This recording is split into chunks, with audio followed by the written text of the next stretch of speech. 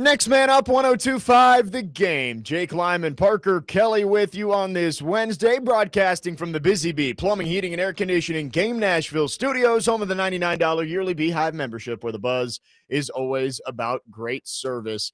Cory Curtis, I was about to say, is en route, and he has just walked through the door. Cory Curtis from News 2, braving the traffic today to get in. People out there on the roads getting ready for the snowstorm, I'm sure. So, of course, there was a small wreck that tied up traffic for 30 minutes. Of course, that's what always happens around here. But glad to have Cory in with us today. Plenty to react to as the Titans. What happened? Do have a new head coach. Oh, I forgot about that. Yes, we said at the end of the show last week. Who knows? Maybe next time you're in here, the Titans will have a head coach, and they do. We kind of knew they would. Maybe unofficially. Yeah. They still have not made the announcement yet that Robert Saleh is the next head coach, but that is the reports. Initial thoughts, Cory Curtis, Robert Saleh as the new head Titan. I understand it. I understand, bringing in, that kind of guy who, everybody says brings juice, brings direction, brings, you want everybody pulling in the same direction. And I get all that. And I get he's very well respected by his players, and he's well respected around the league, and that other teams wanted to talk to him. But unlike a lot of people, I'm not willing to give him a pass for going 20-36. Just not. I mean, I understand he had Zach Wilson at quarterback. That's a problem. He's terrible. And I'm not advocating for Matt Nagy, but there was a lot of Matt Nagy disdain out there. Yeah. And he went 34-31 with 2 playoff trips with Mitch Trubisky, who now I have people telling me on Twitter is going to be in the Pro Bowl next year. And I'm like, okay. And again, I'm not advocating for Matt Nagy, but I want everybody to look through the same lens. That's all. There was a lot of mob mentality going on Sunday and Monday around Matt Nagy. Of everybody was just saying. I got 2 theories on that. Yeah, go ahead. Well, number one, I think if he hired Nagy, it was gonna delegitimize the search. Yes, like it wasn't a search, and that just upset people. And then number 2, Saleh reminds him of Vrabel. And Vrabel's a game away from the Super Bowl. And everybody's like, oh, we need Vrabel back. We need Vrabel back. So let's get this guy. And, as the other guys talked about, he's not Vrabel. He's Vrabel-like, but he's not Vrabel. And like I said, if you want him as the head coach, that's fine. But this overwhelming of, like, literally I was told, well, he's not Nagy, so that's good. Nagy had a winning record. I think went to the playoffs. That was the reaction from a lot of Titans fans, was just relief that it wasn't Nagy. But I don't understand. It might have been you and me. I forget who I talked with about this last week, but it was Mike McDaniel was talked about as this sexy candidate as the head coach. They had basically the same record. And Mike McDaniel was given a pass because it's like, oh, Tua was his quarterback. Yeah. Well, who was Matt Nagy's quarterback in Chicago? I never understood why Matt Nagy was so vilified. Yes. I didn't love Matt Nagy. He was not my favorite candidate, but I would have understood it. I also understand Robert Saleh. Yes, you can't give him a pass on 20-36, but you do have to understand the context around why all of that happened. Sure. And I we could talk about it later. I put up a poll yesterday asking, why do you give him a pass? Yeah. Because so many people do. And it's mostly the 2 reasons you would think. It's the Jets and quarterback play. And to me, quarterback play is really the only acceptable answer. But, I go back to his last full season with the Jets. I believe he had Aaron Rodgers. He did. And I believe he had Breece Hall. And I believe he had Devontae Adams. And I believe he had Garrett Wilson. And I believe all of those guys are better than what the Titans have had.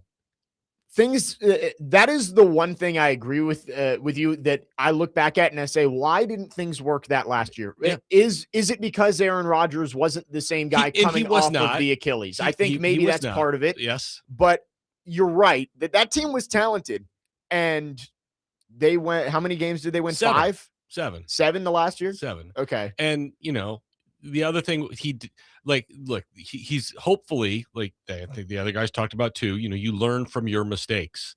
And I think one of the mistakes, this is my perception, that he made was worrying about things that don't matter. Like keeping receipts.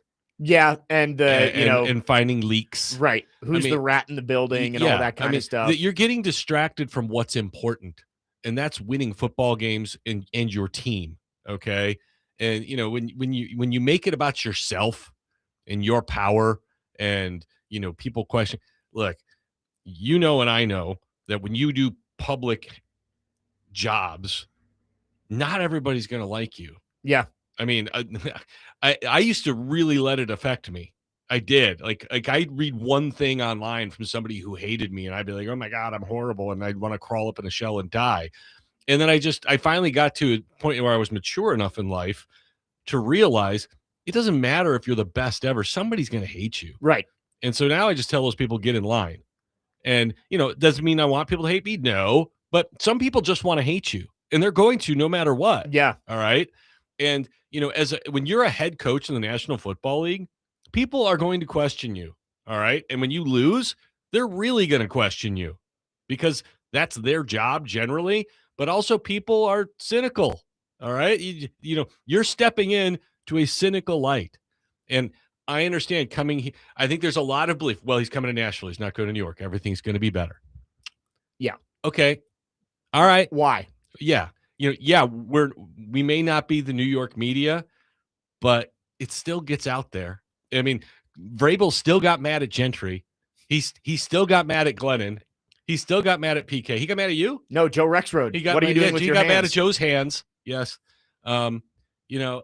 Yeah, Vrabel did not. I don't think I ever spoke to Mike Vrabel, so he did not get mad at me. But Joe, you were raising your hand. Joe, what are you doing with your hands? Yes. No, I mean, so, hopefully, like I said, hopefully he's learned. Obviously, he is a good defensive coordinator, but he still has to prove that he's a good head coach, and they're banking on that, and there's reason to believe that. And so, but he's got to prove it. He was fired after week 5 in that last year with Rodgers back healthy. I didn't realize it was that early, but yes, he was fired after starting 2-3 in that year. So I guess maybe the argument you can make is that he didn't really get a chance with Rodgers coming off the Achilles injury. You lose 3 out of your first 5 games and you get fired. But you're right. There was more going on there of the things he was saying in the media. And when things didn't go well, he didn't always react well. With Robert Saleh, I've said it the whole time, was not my favorite candidate out there, but far from my least favorite. And I understand why you made the hire. Sure. But the most important thing, and probably equally as important as hiring Robert Saleh, is who his offensive coordinator is. I think absolutely. And I don't know if you've seen the report from Diana Rossini. I mean, this is what we've all thought from the beginning, that it was Dayball or McDaniel. Right. And so McDaniel off the board last night, or at least if he's going to be an offensive coordinator, it will be with the LA Chargers. Yeah. But Diana Rossini, if anybody missed it out there, put out about 15 minutes ago, the Eagles are conducting their offensive coordinator search with the understanding that Brian Daboll wants the Bills' head coaching job. If he doesn't land it, Daboll is expected to wind up in Tennessee as the offensive coordinator for Cam Ward and the Titans. So if Brian Daboll is not the next head coach in Buffalo, he'll be the OC. He will be the OC in Tennessee. And I think that's a great hire. I mean, this is a guy who helped develop Josh Allen. I mean, when Josh Allen took his big leap, it was with Brian Daboll. Yeah. And so, you're banking on that being reflective. Right. And so, that makes sense. Now, can he repeat it? He's going to have to show that. But there is some proof in the pudding there. Now, he also had Danny Dimes. Yes. And he also had Jackson Dart. And, there's some early returns on Jackson Dart that people like. And so, we'll see. He did take Daniel Jones to the playoffs once. He did. And got him a $40 million payday. Yes, he did. Yeah. And I kind of like it. I mean, you're bringing back the 2 failed head coaches from the New York franchises over the last couple of years. But it is interesting. Saleh, the defenses are always good. He could just never figure out offense. And with Daboll, the offense showed a lot of promise. And again, you mentioned Daniel Jones looked like a pretty competent quarterback for a good portion of Daboll's career there, but it just never kind of clicked all together. Maybe giving them a split of, hey, Saleh, you're the head coach, you're our leader, and you've got defense. Daboll, you've just got offense. Maybe that's a partnership that works. I don't care if he's got the offense or not. He just needs to coach the offense. I mean, that's it. All right. And if Saleh wants to call the defense, that's fine. He can call the defense. Yeah, people were asking about that yesterday. I really don't care if he calls the defense or not. No, but he's got to be the head coach first. Right. And that's because, I know there's always a lot of talk about Brian Callahan was this, Brian Callahan was that. Brian Callahan's number one problem was he wasn't the head coach No, first. he wanted to be the The offensive guru. coordinator. Yes, Yeah. he wanted to be the play caller Telling more than he wanted to be the head yes. coach. Yeah. And so, when you talk about lack of leadership, which is what this is really all about, that's where it comes into play. I mean, because the number one job of the head coach is to be the figurehead for the team, and that everybody gets behind and everybody says, "Yes, sir, let's go run through that wall for him. You want it done this way? Yes, sir, we're going to do it this way." And when you disenfranchise yourself from half the team Yep. because all you're worried about is getting your system in, it's not real effective leadership. When you say you have nothing to do during the game because you're not Right. calling the plays, that doesn't sound like you're real plugged into the whole team. And that's, I mean, when you don't have leadership in a position, it doesn't matter how smart you are. It is not going to work. All right. You look at there are genius head coaches for sure.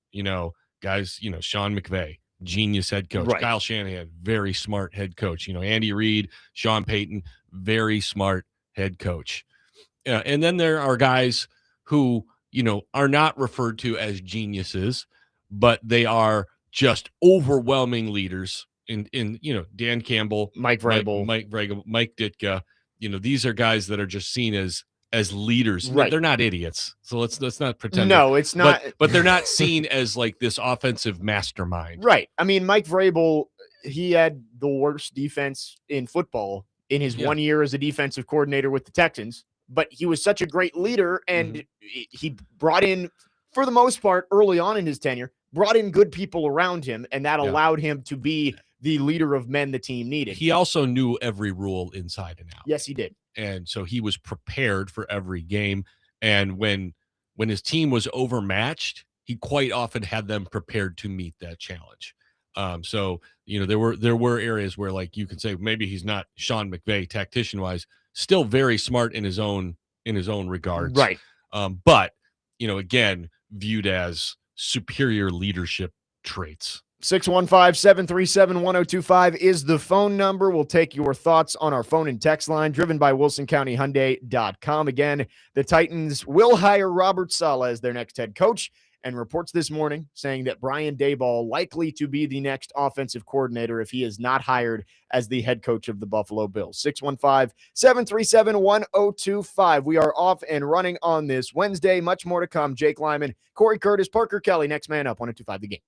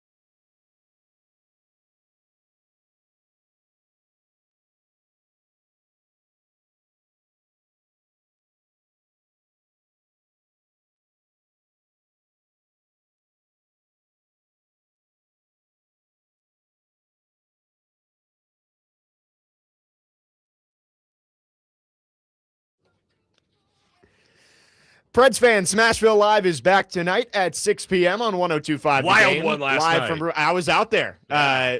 I mean, Sabres go up 4-zip. Yeah. Preds battle all the way back. And by the way, Sabres don't suck now. No, they've won, 15 out of their last 16 19? out of 20. Yeah, something like that. So they've been really, really good. And the Preds got that ice tilted at the end of the second period. They got so many chances. Yes, they did. And just could they not. had one on the crease. Right. Yeah. I don't know how that puck did not get into the net. They got it back to 1. And then I liked pulling the goalie with like a minute 45 left, but that's what they do. You just gave it away too easily. But that's that Burnett is very aggressive with that. Right. And it has worked for them this year. Right. They have stolen some. If you can control it and get 6-on-5 in the zone, it's great, especially the way they played the final 25 minutes of that game. Yeah. But then the Sabres were hanging on for dear life. The Sabres net one from the opposite blue line and win 5-3. But Preds still have 2 more games on this homestand. Again, Smashville Live back tonight, 6 o'clock, 102.5 The Game, live from Brewhouse 100 in Bellevue. You can meet your Predators players up close and personal and also get autographs and pictures. Preds player guest will be Cole Smith and Michael McCarron. That's tonight, Brewhouse 100 in Bellevue, and only on 102.5 The Game. Cole Smith, the new glue guy. Yeah. He's your new Colton Sissons. Yes, he is. Your new glue guy. On the, it's not the loud line, it's the identity line. Is the 4th line, something like that? I don't know what they... Well, I guess Colton played on the 3rd line, so... Right. Anyway, back to the Titans. Robert Saleh, the new head coach. Still waiting on the official announcement. Again, don't know what the holdup is. Sometimes these things take longer than you expect, but would hope to have an announcement maybe today, and we'll get an introductory press conference probably later on this week. Before we get into it, our good friend Trey. We were so worried about you last week, Trey. I know. We had to get the wellness check. Let's go to our phone lines. Welcome back in, Trey. Hey, guys. How y'all doing? Good. Hey. I know I've been missing in action a little bit, but I'm back. All right. I just want to say, hey, Cory, y'all know we've been talking about this for about 3 or 4 weeks on Robert Saleh, right? Yeah. And everybody was talking about, his record at the Jets and this and this and this and that. And I was just like thinking to myself, I'm just like, okay, if he comes in here and bring in determination to turn this team around, we already have a foundation. So we already have the footer. The footer has been set.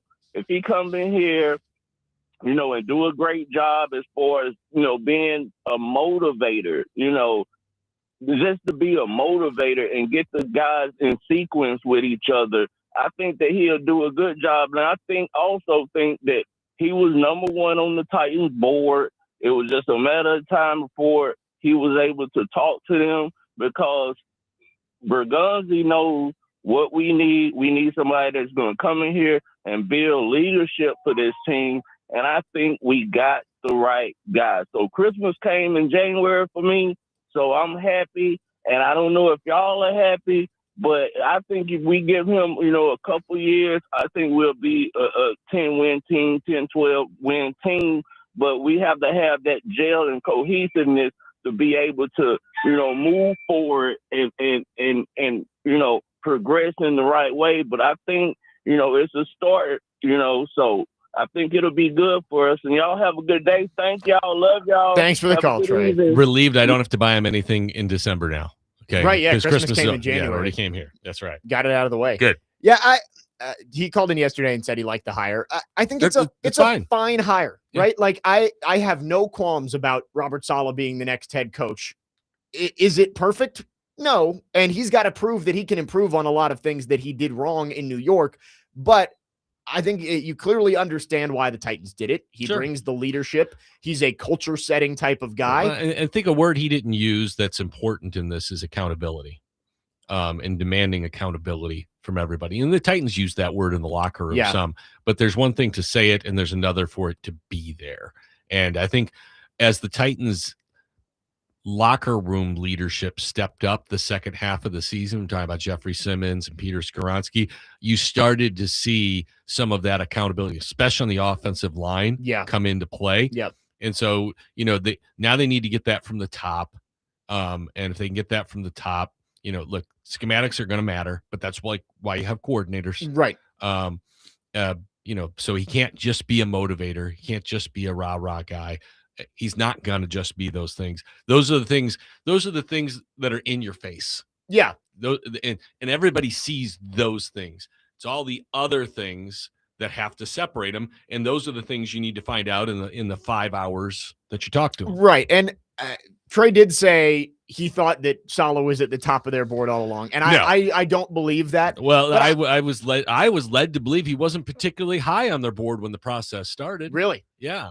I mean, that was one source I have that's closer to the team. See, I wonder what happened in those 24 hours then to go from, all right, we're just going to have a virtual interview with him on Sunday to let's get him in the building and you're our next head coach, all within about a 24-hour span. Well, I mean, I think, as you ask more around, right? As you have your players ask around and you ask around, you find more out about a guy. All of a sudden it could perk up your interest of what you got. But, I don't know who else was ultra high on their list at that point. Well, you can make the assumption Harbaugh was number one. Well, sure. And, of course. But he didn't become available until. Right. But yes, through their research, I don't know who was at the very top. I mean, they talked to 18, 19 people. Right. And we don't really know how high they were on Stefanski and Hafley, but they were being brought in as finalists. Yeah, I think they were pretty high on both of them. And neither of them ended up getting into the building. And the Titans, they kind of got left with Nagy or Saleh at the end. And it was a choice of, do you want one of these guys? Yeah. Or do you want to start over? Do you want to start over and go after Sean McDermott? And I'm sure a call was made about Sean McDermott. Sure, absolutely. And it was, hey, crazy not to. If you want to come in here and talk to us Tuesday morning, we will hold up for a day. But you're talking about calling a guy the day he got fired. Right. And I'm sure he said, hey, I'm not going to be ready to commit to you within the next 48 hours. Hey, I just got fired 3 minutes ago, but let's do this. Yes. Sign me up. Where should I live in Nashville? I think for the Titans, you're going to want to hear what Borgonzi and what Saleh have to say coming up when they introduce him. I would expect by the end of the week.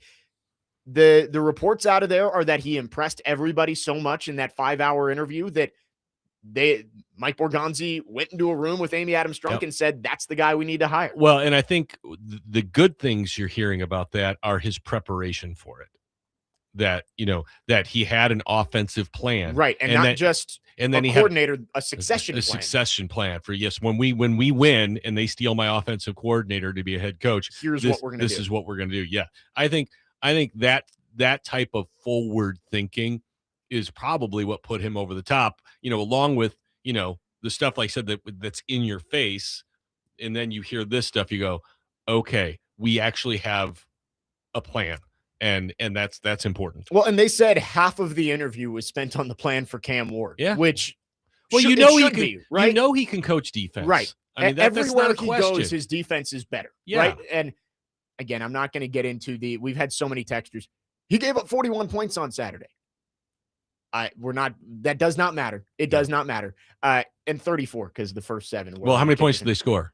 6. Okay, so you're going to fire Kyle Shanahan? Yeah, the Seahawks offense did not have to play a snap, and they would have won that game. 7-6 would have been the final. His defenses have been good everywhere he has gone. I'm not worried about defense, but clearly he showed that he could be the leader this team needs, and he had a plan on offense. Yeah. And right now, we're seeing the plan. Brian Daboll is expected to be the Titans offensive coordinator if he is not the Bills head coach. Speaking of the Bills, Terry Pagula, the owner, is having a press conference right now. Yeah. And there are some wild things coming out of there. Yeah. He goes, the decision to bring in a new coach was based on the results of our game in Denver. So you threw 8 years aside because for one game. They lost in overtime on the road against the number 1 seed. That's crazy. He also said, don't blame Brandon Beane for drafting Keon Coleman because the coaching staff pushed him to do that. He was being a team player. I'm like, wow, Brandon Beane must have something on Terry Pagula to get. So you fired McDermott because of Keon Coleman and overtime loss at Denver. Yes, they lost in overtime in the divisional round of the playoffs on the road. Yeah, he's got. Well, look, one person gets the owner's ear. Yeah, right. It happens everywhere, right? Yes, The you see it Titans, all the we time. saw it that Amy has continuously chosen one side or the other. Well, I mean, when Jeff Clear, Fisher was here, there was the Jeff Fisher Floyd battle, and right? Jeff won that one out. I mean, and you can point to those all over the place. I mean, we don't know. I mean, it looked like in certainly in Baltimore, the management staff is going to win. Yep. But I think there was a little battle there in Baltimore with Harbaugh and Lamar, and Lamar won. Lamar won out. Yeah. It's that is they're never going to talk about it while it's going on, but at the end, it always is. The owner has to choose one person over the other. Yeah. And in Buffalo, they chose Brandon Beane. We'll see. Maybe Brian Daboll ends up being the head coach there, but if not, he's likely coming to Nashville as the Titans offensive Who else are they coordinator. considering? Joe Brady. Joe Brady. I saw there was another name that's up there. I can look at it during the break. Pittsburgh's got what? Anthony Weaver. Anthony Weaver, Mike McCarthy's interviewing there. Yeah. We can look into it and see, do we think Brian Daboll is going to make it to Nashville? But that is initially the plan. Titans That's a tough look sell. like they are going to pair Robert Saleh with Brian Daboll. We'll also get to some of your texts. 615-737-1025 is the phone number. Jake Lyman, Cory Curtis, Parker Kelly. Next man up, 1025 The Game.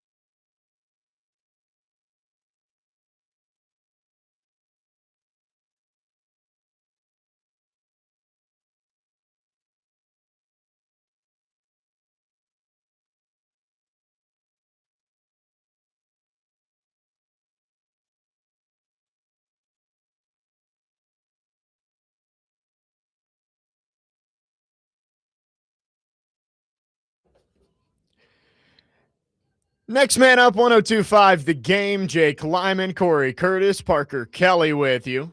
Titans, some news this morning. Robert Saleh has not been announced yet as the head coach, but going to be the head coach of the Titans. And looks like Brian Daboll likely to be his offensive coordinator if he does not get the Buffalo Bills job as the head coach. And we were laughing about the Bills press conference. I cannot believe on ESPN right the now. owner called out Keon Coleman as a reason they fired the coach while he's still on the roster. So if you want Keon Coleman, you can probably get him for a not much. Conditional 7th round pick. Well, and he was a healthy scratch a lot this year. I don't think he's going to be very valuable out there on the market. No. But, I mean, maybe that's a buy low, sell high opportunity. He was a late 1st round pick, or was he an early second round? First pick of the second round. All right, so you're gonna fire the coach for a 2nd round pick and an overtime loss in Denver. Wow. I'm sure there's more to it, obviously, but if you're the Bills, imagine how many times John Robinson would have gotten fired. Right. Holy cow. Yeah, there's been plenty of Keon Coleman's. I bet Keon Coleman's been more productive than all three of Isaiah Wilson, Caleb Farley, and Treylon Burks in 3 straight years. Isaiah Wilson got 4 snaps, 3 of them on extra points. And I believe he got a penalty on one of them. And he got if I remember his first one, absolutely got planted. On a field goal, right? It was an extra point. Yeah. And he got planted on his rear end. Against the Colts. Just not ready to play. I mean, at all. People don't talk about Isaiah Wilson enough because he was the 29th pick. He went to the Titans. He barely played. It is quite possibly the worst pick of all time in the NFL. The least productive. Even Jamarcus Russell and the biggest bust ever. But they started games. They did something. Yeah, he played 4 plays. He was a 1st round pick who played 4 plays and was gone in a year. He had the same amount of off the field scandals as he did snaps. You know what I love though? Okay, that was a part of the COVID draft, and if you look at the 1st round of that draft, it was a disaster. Yeah, no, it was a disaster for not just for the Titans, for everybody. Yes, but this is the thing. Like the Titans are always seen through a prism by people. And it's comical because you remember where he went after that?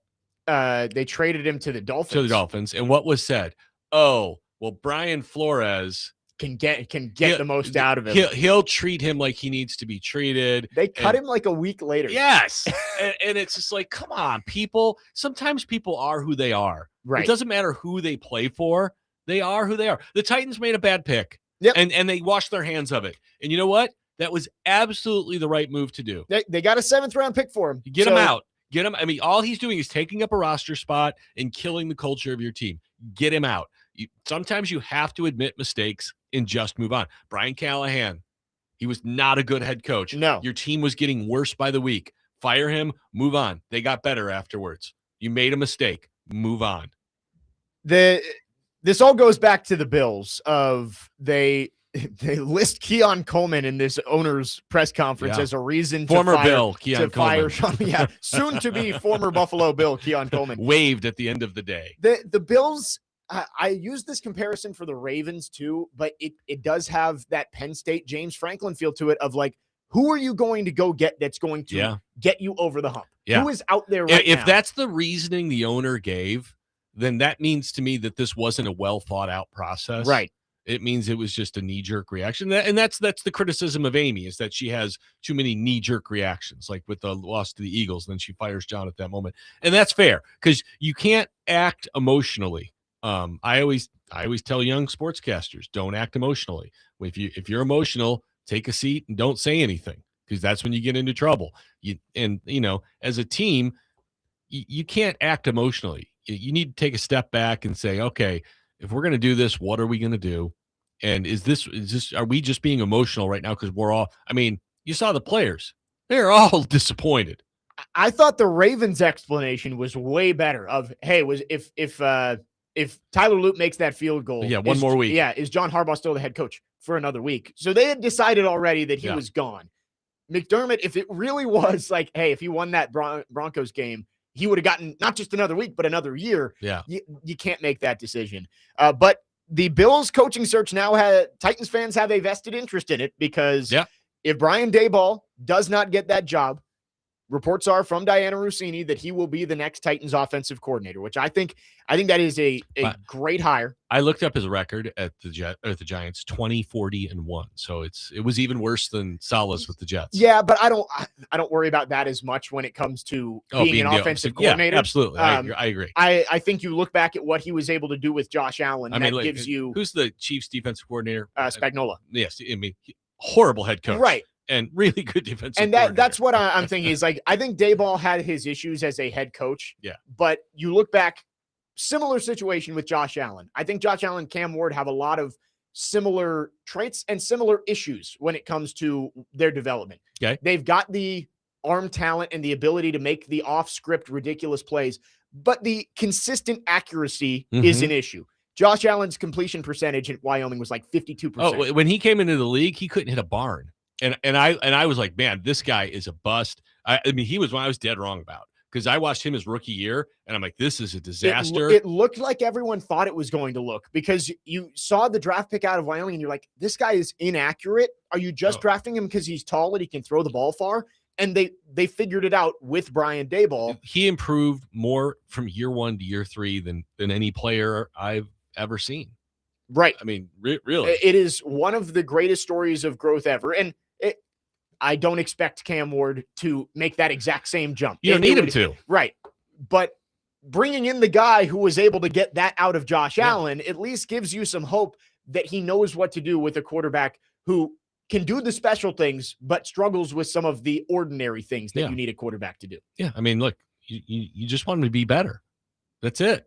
You just want to be better. Be more consistent. Be more consistent. Be consistently let your team do the work for you. So take the layups. Okay.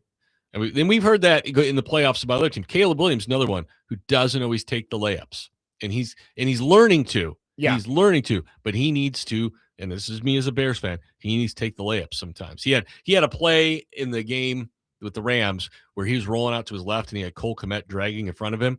And I'm like, give him the ball. Give him the ball. Give him the ball. And he finally throws him the ball like one step from the boundary. And he still managed 10 yards, but if he'd thrown it to him 2 steps earlier, he might have gotten 15 or 20. Yep. And it was just like, man, let him do the work for you. I think that was a first down play too. Yes, I remember the exact play you're thinking of because I was watching it and I'm like, man, you're running together. There's no one there. Just like there's no one behind him. Right. Give him the football. Throw it to him. And that is something Cam Ward needs to be better at. I think that Brian Daboll could do a lot for Cam Ward's development, but again, he has to get out of Buffalo. And you look at some of the names that have been rumored for the Bills, Daboll and Joe Brady. So the current and former offensive coordinators. Anthony Lynn, the former Chargers head coach. That doesn't sound realistic. I don't. Anthony Weaver, the Dolphins defensive coordinator. I think he's going to be a head coach. Yeah, he's interviewed a lot of places and got second interviews. He's been highly thought of for a few years now. So I think he will be a head coach. Maybe in Baltimore, maybe in Pittsburgh, maybe in Buffalo. Lou Anarumo also getting an interview. And then 2 young offensive guys, Grant Udinski, I want to make sure in Jacksonville, who I believe is a heavy contender for the Browns job. Okay, which one would you rather have? Would you rather work with Josh Allen, Shedeur Sanders? I don't know. And then the name that's getting a lot of buzz, Davis Webb. Yeah? Who is he with? He's with the Broncos right now. Okay. But would be, I want to say, the youngest head coach since McVay at the very least. See, this is just me purely speculating. Okay. But that's the kind of move I expect the Bills to make. Yeah. If you're going to go high ceiling, you take a wild swing at one of these young offensive guys. And because you think, oh, well, I'll get Josh Allen. Josh Allen doesn't need an offensive guy. The Bills' problem has been defense. Well, and it's funny. I think I heard that like Josh Allen and Davis Webb are like very good friends, like making him your head coach. But get this, Jeremy Fowler put out there this morning too. If Broncos assistant Davis Webb gets a head coaching job, he's in on Baltimore and Las Vegas, possibly Buffalo. One name floated in league circles as his possible offensive coordinator. Cliff Kingsbury, his former head coach when he was a player at Texas Tech. I thought you were going to say Josh Allen. No, just Josh Allen. Josh Allen, quarterback OC. Just give him the LeBron James role of, hey, you do everything. You're the player, you're the head coach, you're the GM. I think Dayball is definitely a contender there.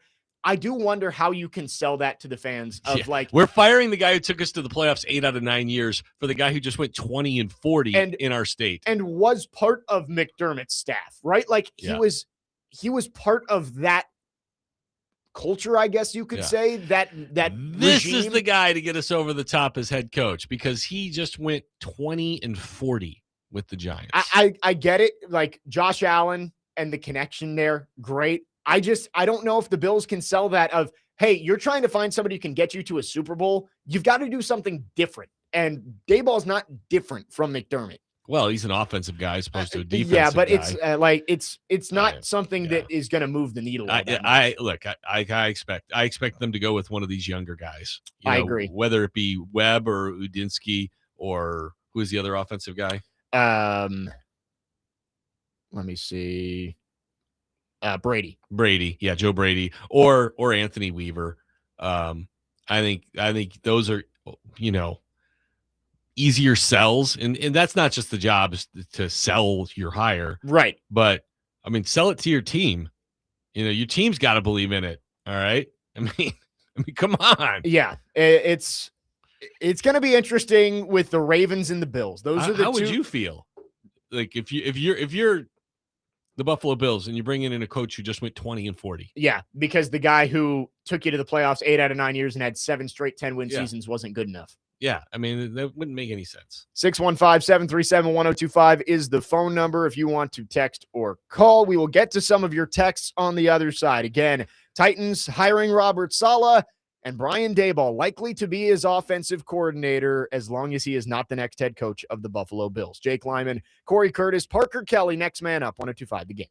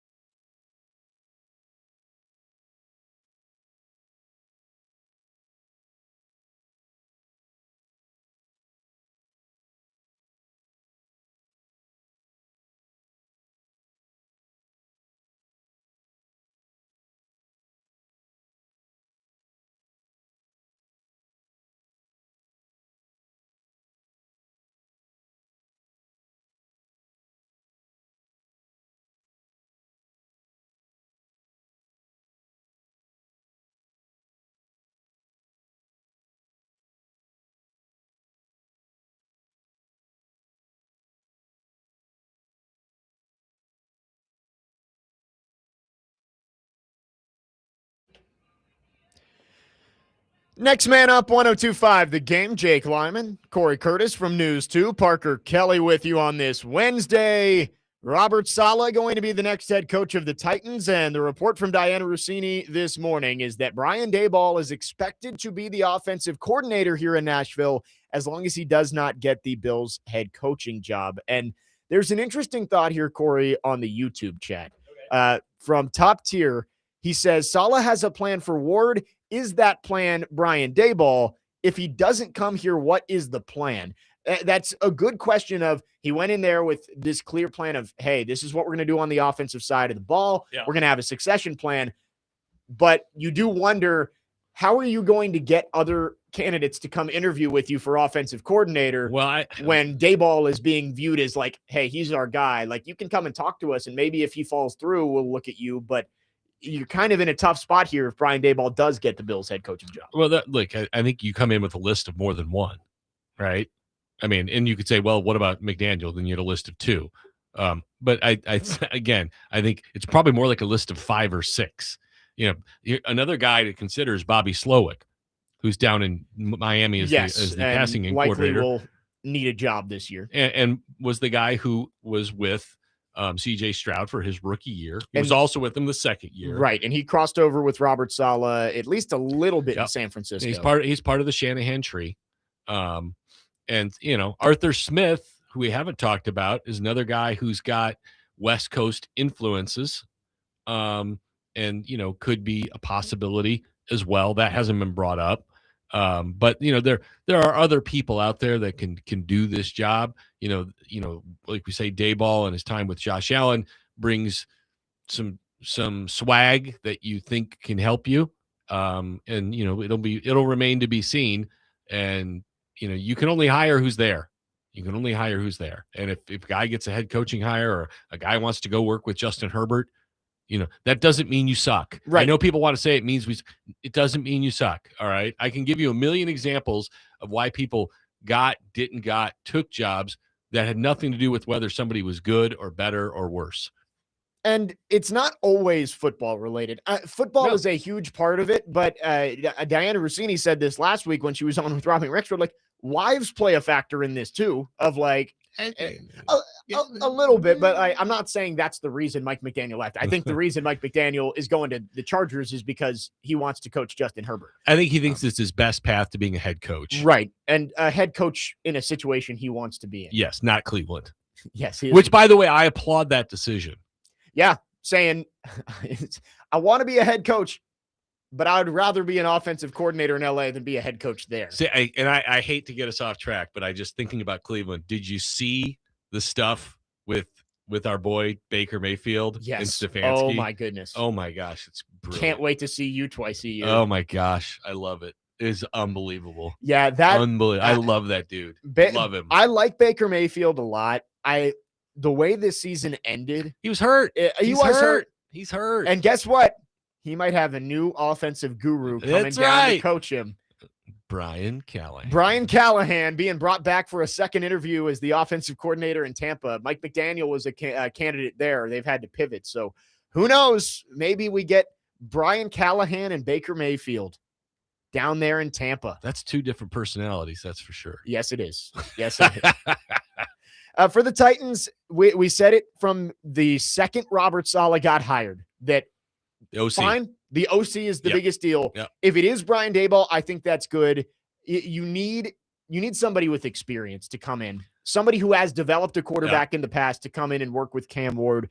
I think the succession plan actually sounds pretty good. If it is maybe a guy like Bobby Slowick comes in as your quarterback coach or your passing game coordinator, and he can be the OC in waiting behind Brian Daboll. Let me throw out a crazy name that we haven't talked about for OC, because maybe he's not interested. Maybe nobody's interested, but he interviewed and we all wondered why he interviewed.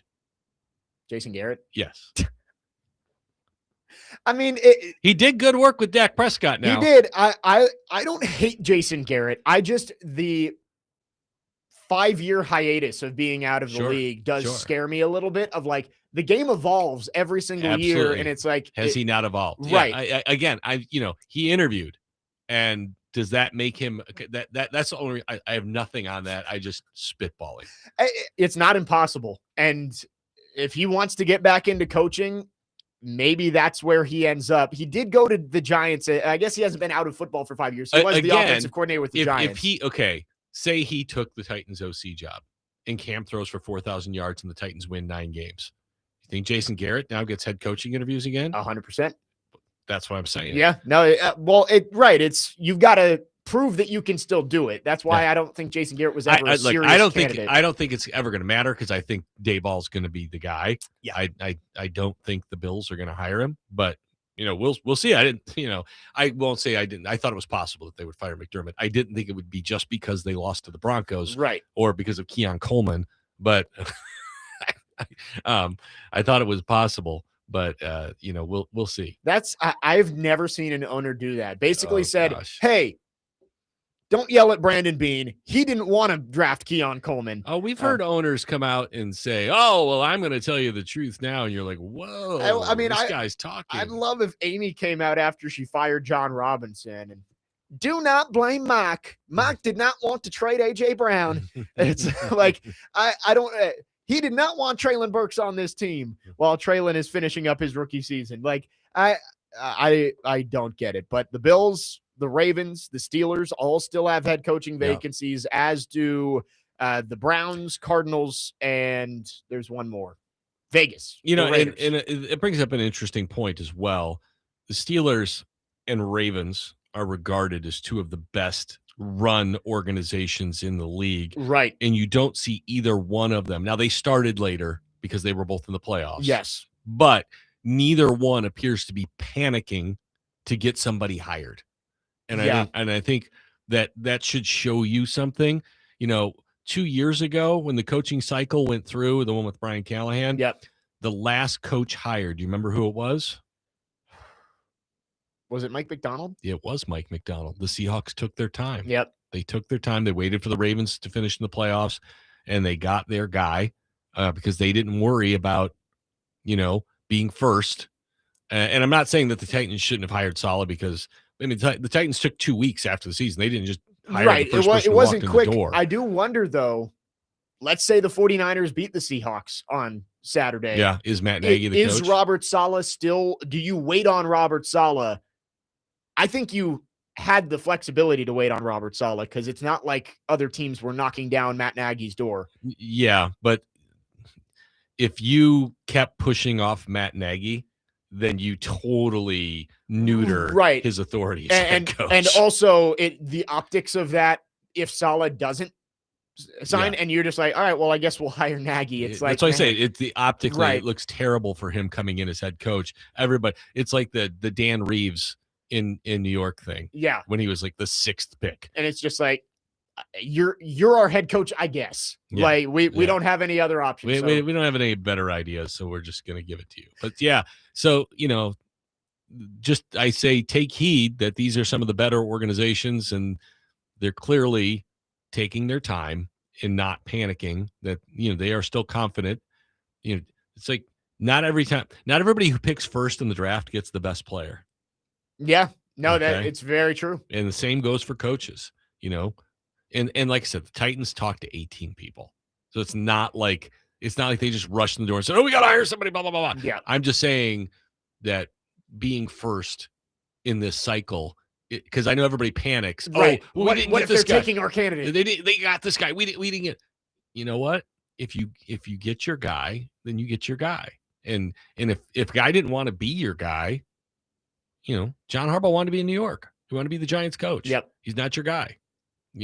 He considered you. He strongly considered you. Yeah. But the allure of being the Giants head coach meant more to him. And that's fine. That's fine. We'll see how it goes. 615-737-1025 is the phone number if you have thoughts. You're right that Stefanski and Hafley and Harbaugh, you can say, oh, yeah, they were the second choice. Let me ask you a question. The last 10 years, who's the last 10 years have been better? The Giants, the Titans, or the Falcons? The Titans. Yeah. Right? Not even close. I was trying to think of when 28-3 was. And Parker, what do you think? You're not listening. He might be on the phone. 615-737-1025. I'm sorry, I interrupted is the you. phone number. No, you're good. We got to get to a break, but we'll continue talking about Robert Saleh on the other side. Titans do swing the pendulum back. Vrabel, Callahan, back over to Saleh on the other side. And we will talk about that on the other side of the break. Also, maybe some changes coming on the Titans defense with Robert Saleh bringing in his philosophy. Jake Lyman, Cory Curtis, Parker Kelly, next man up, 102.5 The Game.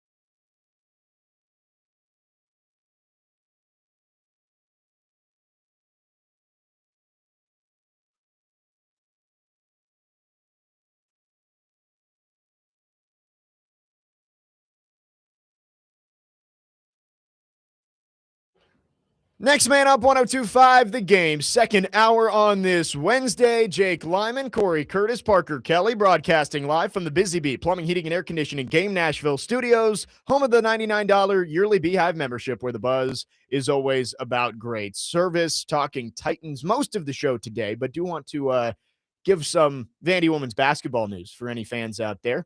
Vanderbilt and UConn announcing a home and home for the 2027-28 and 2028-29 seasons. Vandy will be at UConn in November 2027, and then the Huskies come here in 2028. So some high-profile games, and the only two remaining undefeated teams left in women's college basketball at this moment, both 19-0. And you've got some breaking women's basketball news. Do we? Well, you just told me. I just said it. Oh, I'm sorry. Yeah. I I thought you had other ones. No. I'm sorry. I missed the first part. Yes, I just heard the back half. UConn and Vanderbilt have Okay, agreed to a home series starting in the 2027-2028 That's season. awesome. So That's awesome. some big games coming. I thought eventually that would happen. Yeah. I always you're young, so you weren't here for this. When Foster was the coach at Vanderbilt and Pat was in Knoxville. Yeah. I mean, the line was out the building for those games at Memorial. Yeah, it was the Final Four year, 92-93. They played as the number 1 and number 2 teams in the country. Was that Heidi Gillingham? Yes. Yeah. Yes. Yeah. So for those numbers, Heidi, was she 6'10"? yes, she was huge. Yeah, she was huge.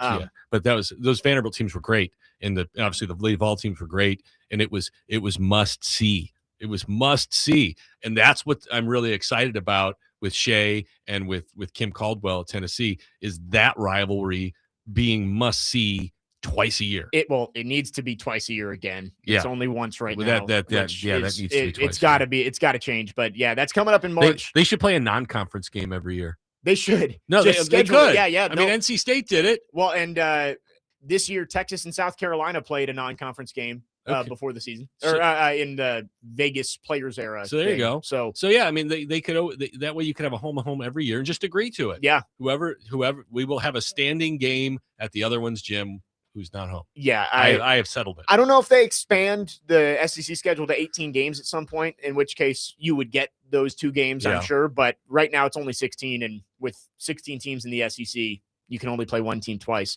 But yes, Vanderbilt and UConn. That first game in stores in 2027 will be Michaela Blake's and Sarah Strong's senior years. So you're suggesting that Blake's will stay for her senior year? If she stays, I would assume she's going to stay. Why would you assume that? That's typically what in women's basketball, you typically stay all 4 years. Can she make more money at Vanderbilt than she can in the WNBA? Yeah, I don't know. And that'll be up to her as she sees those options. But typically, women's basketball, they stay all 4 years. Well, that's been the trend. I mean, Caitlin Clark did.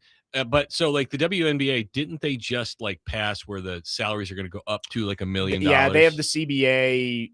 They're working on it right now, I want to say. So here's would somebody be willing to give Michaela Blake's $1 million? And I know people at home that may sound crazy. It's not. She's that good. She's that good. Diego Pavia got over $1 million. She is one of the top 3 players in America. It's her and Sarah Strong who are – they're both sophomores, but they are probably the 2 best players in the country. Well, and then who's the girl woman at Southern Cal who's hurt? Oh, Juju, yes. Yeah, when she's healthy, yes. Juju Watkins deserves to be in that conversation. Yeah, but she's hurt this year. Yes, she is out. So anyway, some news there. If you are a fan of women's basketball, the Connecticut Huskies will be coming here in 2028. And I'm sorry I missed the beginning of that. I apologize. I was reading I was trying to get coaching updates. Well, yes, there's a lot going on. And again, the report this morning is that the Titans are going to bring in Brian Daboll as the offensive coordinator as long as he is not the head coach for the Buffalo Bills. And by the way, for those of you fans who care, because I know there's a lot of people who it's important that other teams want to hire people. Other people want to hire Brian Daboll to be their OC. Yeah. So you would be getting him over other teams. Right. There is Brian Daboll is a sought after offensive coordinator. Yes, he is. I think you are skeptical on him as a head coach, especially after just getting fired. But I like that Brian Daboll is at least the top option, and we'll see if he actually makes it. His best season was 9-7-1. Right. They did beat the Titans that year. Great. Was that his first game as a head coach? I don't know. The year Barkley scored the 2-point conversion to win at the end. They gave that game away. They were up big. Yeah, they did. They were up big. And that was the year the Titans came up 1 game short of the playoffs. Yeah. Because Dobbs was playing Barkley quarterback. Was so good that day. Yes, he was.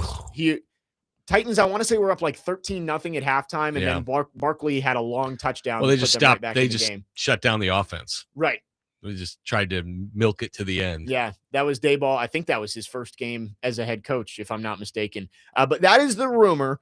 Robert Saleh is the head coach. It's a rumor. Well, I mean, that's the report. It's Yes, reported by right. sources, by people that Right. this is his job. And listen, I heard stuff this week that I couldn't substantiate, and I just bring it up now because it goes in line with everything that I heard. Yeah. That Daboll knew he wasn't going to be the Titans head coach, but they had a plan for him. And so, you could kind of read the tea leaves of some of the people that they were interviewing. yes, You thought that they weren't serious candidates. Candidates, but it was a fact-finding mission of maybe this is a coordinator option for us. Or what does this person think of my team? Or, hey, I'm going to find out about their team. Lou Anarumo, come on down. Right. Paul Kaharski with a crazy tweet here. All right, let's go, PK, fire. Diana Rossini tweeted, owner press conferences are greater than any interviews in the NFL. Paul Kaharski responds, we wouldn't know. We'll see. I mean, I would guess Amy's going to be out there when they announce Saleh, right? Yeah, but she won't take questions. Take questions. No. But this is why. Yes. because he's only here hurting the team. Right. I mean, really, he's hurting the team. 615-737-1025. That is, a little stray there from Paul Kaharski about the owner press conference. Terry Pagula is, he is letting it rip up there right now. I mean, I understand that people want to hear from Amy. I do. I understand. But I grew up in a scenario where the owners never spoke. Right. I mean, have you ever heard the Steelers coach talk more than once or twice? Yeah, not really. I mean, and growing up in Chicago, I never remember Papa Bear talking ever. But ever. You do look around and you see owners, they're talking after firing their coaches. Some of them are. It's the ones who had long tenured coaches who really do have to explain the decision. The guy in Baltimore, I think that's like the maybe second time I've ever seen him. Right. And so he answered about it. It's a big move. And he should be out there. Right. You fire a guy who was there for 18 years and won you a Super Bowl. You probably do have to speak. And along the Amy front, after firing the GM and the head coach after, a year and a half or 2 years or whatever, and it did not go well, you may want to step up there and say, hey, this one's on me. This didn't go well. We're going to get this right. And I know she puts out statements and stuff. It's not the same. Sometimes you have to offer leadership. And this fan base probably needed that. Yeah. That symbolic leadership statement. But again, there's a lot of teams where the owners just never speak. Right. And, when you're losing, it's bad. When you're winning, nobody cares. She will be up there, I'm sure, when they announce him, but it'll be opening statement. We are so happy to have Robert here as our head coach. She may not even do that. And that'll probably be about it. But yeah, the owner press conferences have been fiery through the last couple of days. It's a little crazy. I mean, what a crazy coaching cycle. 10 openings. Yeah. Well, not just 10 openings, but like the ones that there are. Yeah. 3 teams that went to the playoffs. Well, no, so the Ravens didn't go to the playoffs, but 2 teams went to the playoffs and the Ravens. Right. We talked throughout the season of maybe do one of these these jobs open up between Buffalo, Green Bay, Pittsburgh, Philly. Baltimore. Was Sirianni who got fired a year removed from winning the Super Bowl? Yes. Sure. They almost fired him last time the year after the Super Bowl. I think you were expecting maybe one of those jobs opens up. 3 of them opened up. And so there's a whole lot to sort out. But the Titans obviously already have their head guy. It's Robert Saleh. Brian Daboll likely to be the offensive coordinator. 615-737-1025 is the phone number. We were having the conversation during the break of the switch in defensive philosophy. The Titans have been a 3-4 for a long time. They're going to go to a 4-3 with Robert Saleh. Does that leave some guys as odd men out? We'll talk about that coming up next. 615-737-1025. Jake Lyman, Cory Curtis, Parker Kelly. Next man up, 1025 The Game.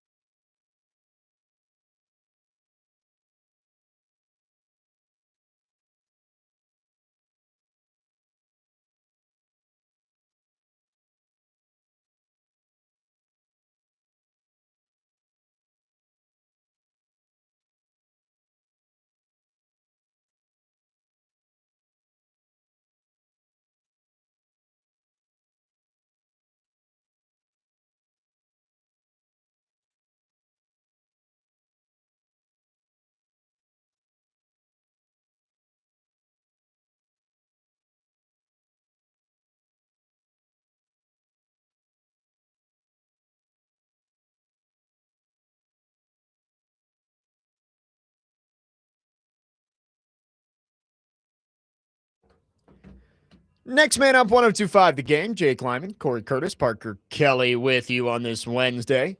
Taking your thoughts on our phone and text line, driven by WilsonCountyHyundai.com, 615-737-1025.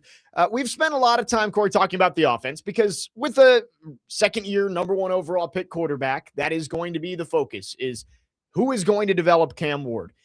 But on the defensive side, Robert Saleh comes in, been a very successful defensive coach even when he was in New York and as a coordinator with the 49ers. But he does run a 4-3. Mm-hmm. The Titans, as you mentioned during the break, since Dick LeBeau was here, they've run primarily a 3-4. But been multiple. Right. Most guys, I think, can make the transition pretty easily. Like, it's not going to be an issue for Tavondre Sweat, Jeffrey Simmons. But there is one guy that I look at, and that's Femi Oladejo, who was drafted last year with the expectation he was going to be that stand-up pass rush outside linebacker. Does he fit in as a 4-3 defensive end? I don't know if that fits his body type, the way they're going to want to use him. So do you bulk him up and see if you can get him to play that position, or do you drop him back out to a 4-3 outside linebacker? Femi kind of feels like that tweener who doesn't really fit at either spot for this team. I agree. I mean, he's about 6'3", 265. And that is total tweener. That now, if you play a 3-4, that's absolutely the edge size that you want. What you want on the edge. And so, maybe you want him 15 pounds lighter and look, you drop him back. And you drop him back. You could put 15 more pounds on him and see if he can be an end. Yeah. Like, now, again, how much bigger do you want him to get? Because he's pretty blown up last year. Right. And you don't use a pick like that on a guy who isn't going to affect the passer, right? Yeah. Like that's what you drafted him to be. You wanted him to be a guy who's going to get you 7, 8, 9 sacks a year. Yeah. And now, look, they'll be 4-3, but I expect them to be multiple as well. Yeah, they're going to find a spot for him, right? Like that's what good coaches do. They're going to come up with a plan for Femi Oladejo. I will say, though, makes me feel more confident that Ruben Bain might be in play at number 4. Yeah. His stock has gone kind of roller coaster. There was all the reports of his short arms are going to make He does look a little bit like Godzilla. And then 31-inch arms it's short for a guy like that. But you watch him play in the college football. No, he's relentless. He wrecked 4 games. He's relentless, and he's really, he's thicker in the hips and the legs, but usually that's better for stability injury-wise. Guys who are thicker down there tend to, they're more stable. Yeah. And he's thick. I mean, he's a thick dude, but he's got a great motor. We threw out comps: Derek Barnett, Brandon Graham, Melvin Ingram. I think those are all good comps. Those are all good players. You're going to get a good football player with Ruben Bain. Well, and to your point, he fits the 4-3. Right. He fits what you would want. I mean, you put Simmons and Sweat on the interior, and Bain is your 4-3 defensive end. That works perfectly. I think if you draft Ruben Bain at number 4, I don't think you're risking getting a bad player. No. It's just a value question of, is he worth the 4th overall pick? Yeah, I agree with that. And I don't know. That's going to be up to the Titans front office to decide. I've seen Jets fans wanting to take him number 2 overall. So maybe there's a chance you don't even get him if he is really viewed that highly by these front offices. But I do think that Bain would be a good fit. It's just the question of, do you value him enough to take him 4th overall over a guy like David Bailey, who does have that more stereotypical length that you look for on the edge? Yeah, and could be, but I mean, you're talking, he could also be your 4-3, your outside linebacker, right? Yeah. So you could put Cedric in the middle and Bailey and Barton on the edges. And right. I think this is also really good for James Williams. Yes, you're exactly right. James Williams fits as a 4-3 outside linebacker more than he did as an interior guy in the 3-4. Who does James' body type remind you of? You weren't here for Keith Bullock. Yeah. I mean, and Keith was a safety who transitioned to linebacker, and James is a safety who transitions to linebacker. He's got really good length. And I don't know how I can't tell you I know how good he is in pass coverage, but that's where where Keith really excelled Right. was in pass defense. He was outstanding. And so, he would seem to have a place on this football team. Now, whether he's a starter or not, I don't know. But it would seem that he would have a place on this football team. By the way, Cody Barton led the team in interceptions. So yeah. There's that as well. So it remains to be seen, but they certainly need, if they're going to play 4-3, they need ends. They were going to need edges anyway. Yeah. But they're going to need ends. And Bain would certainly fill one of those roles. But again, you're picking at 4. This team needs star players.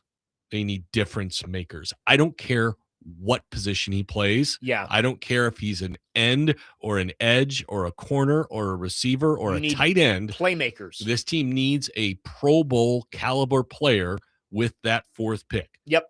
And, obviously they need help on the outside spots, wide receiver, corner, edge, or end.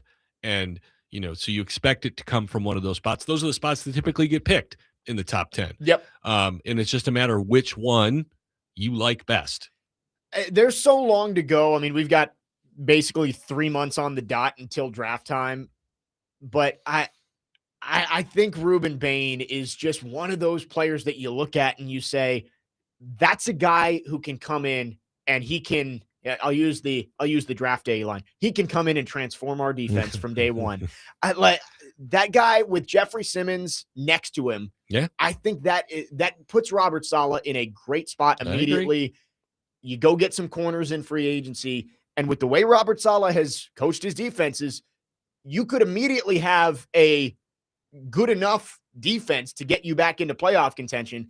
Again, it's all going to be about what Cam Ward does on the other side. Yeah, I mean, I agree. He is a great fit. But if you told me they were going to draft, right, you tell me one of the receivers, I'd be like, okay, yeah, he can certainly help this football team as well. Right. If they're not going to take one of the corners there. No, but they could certainly use one of those. I will tell you, I saw a mock draft that had Jermon McCoy going 3rd overall.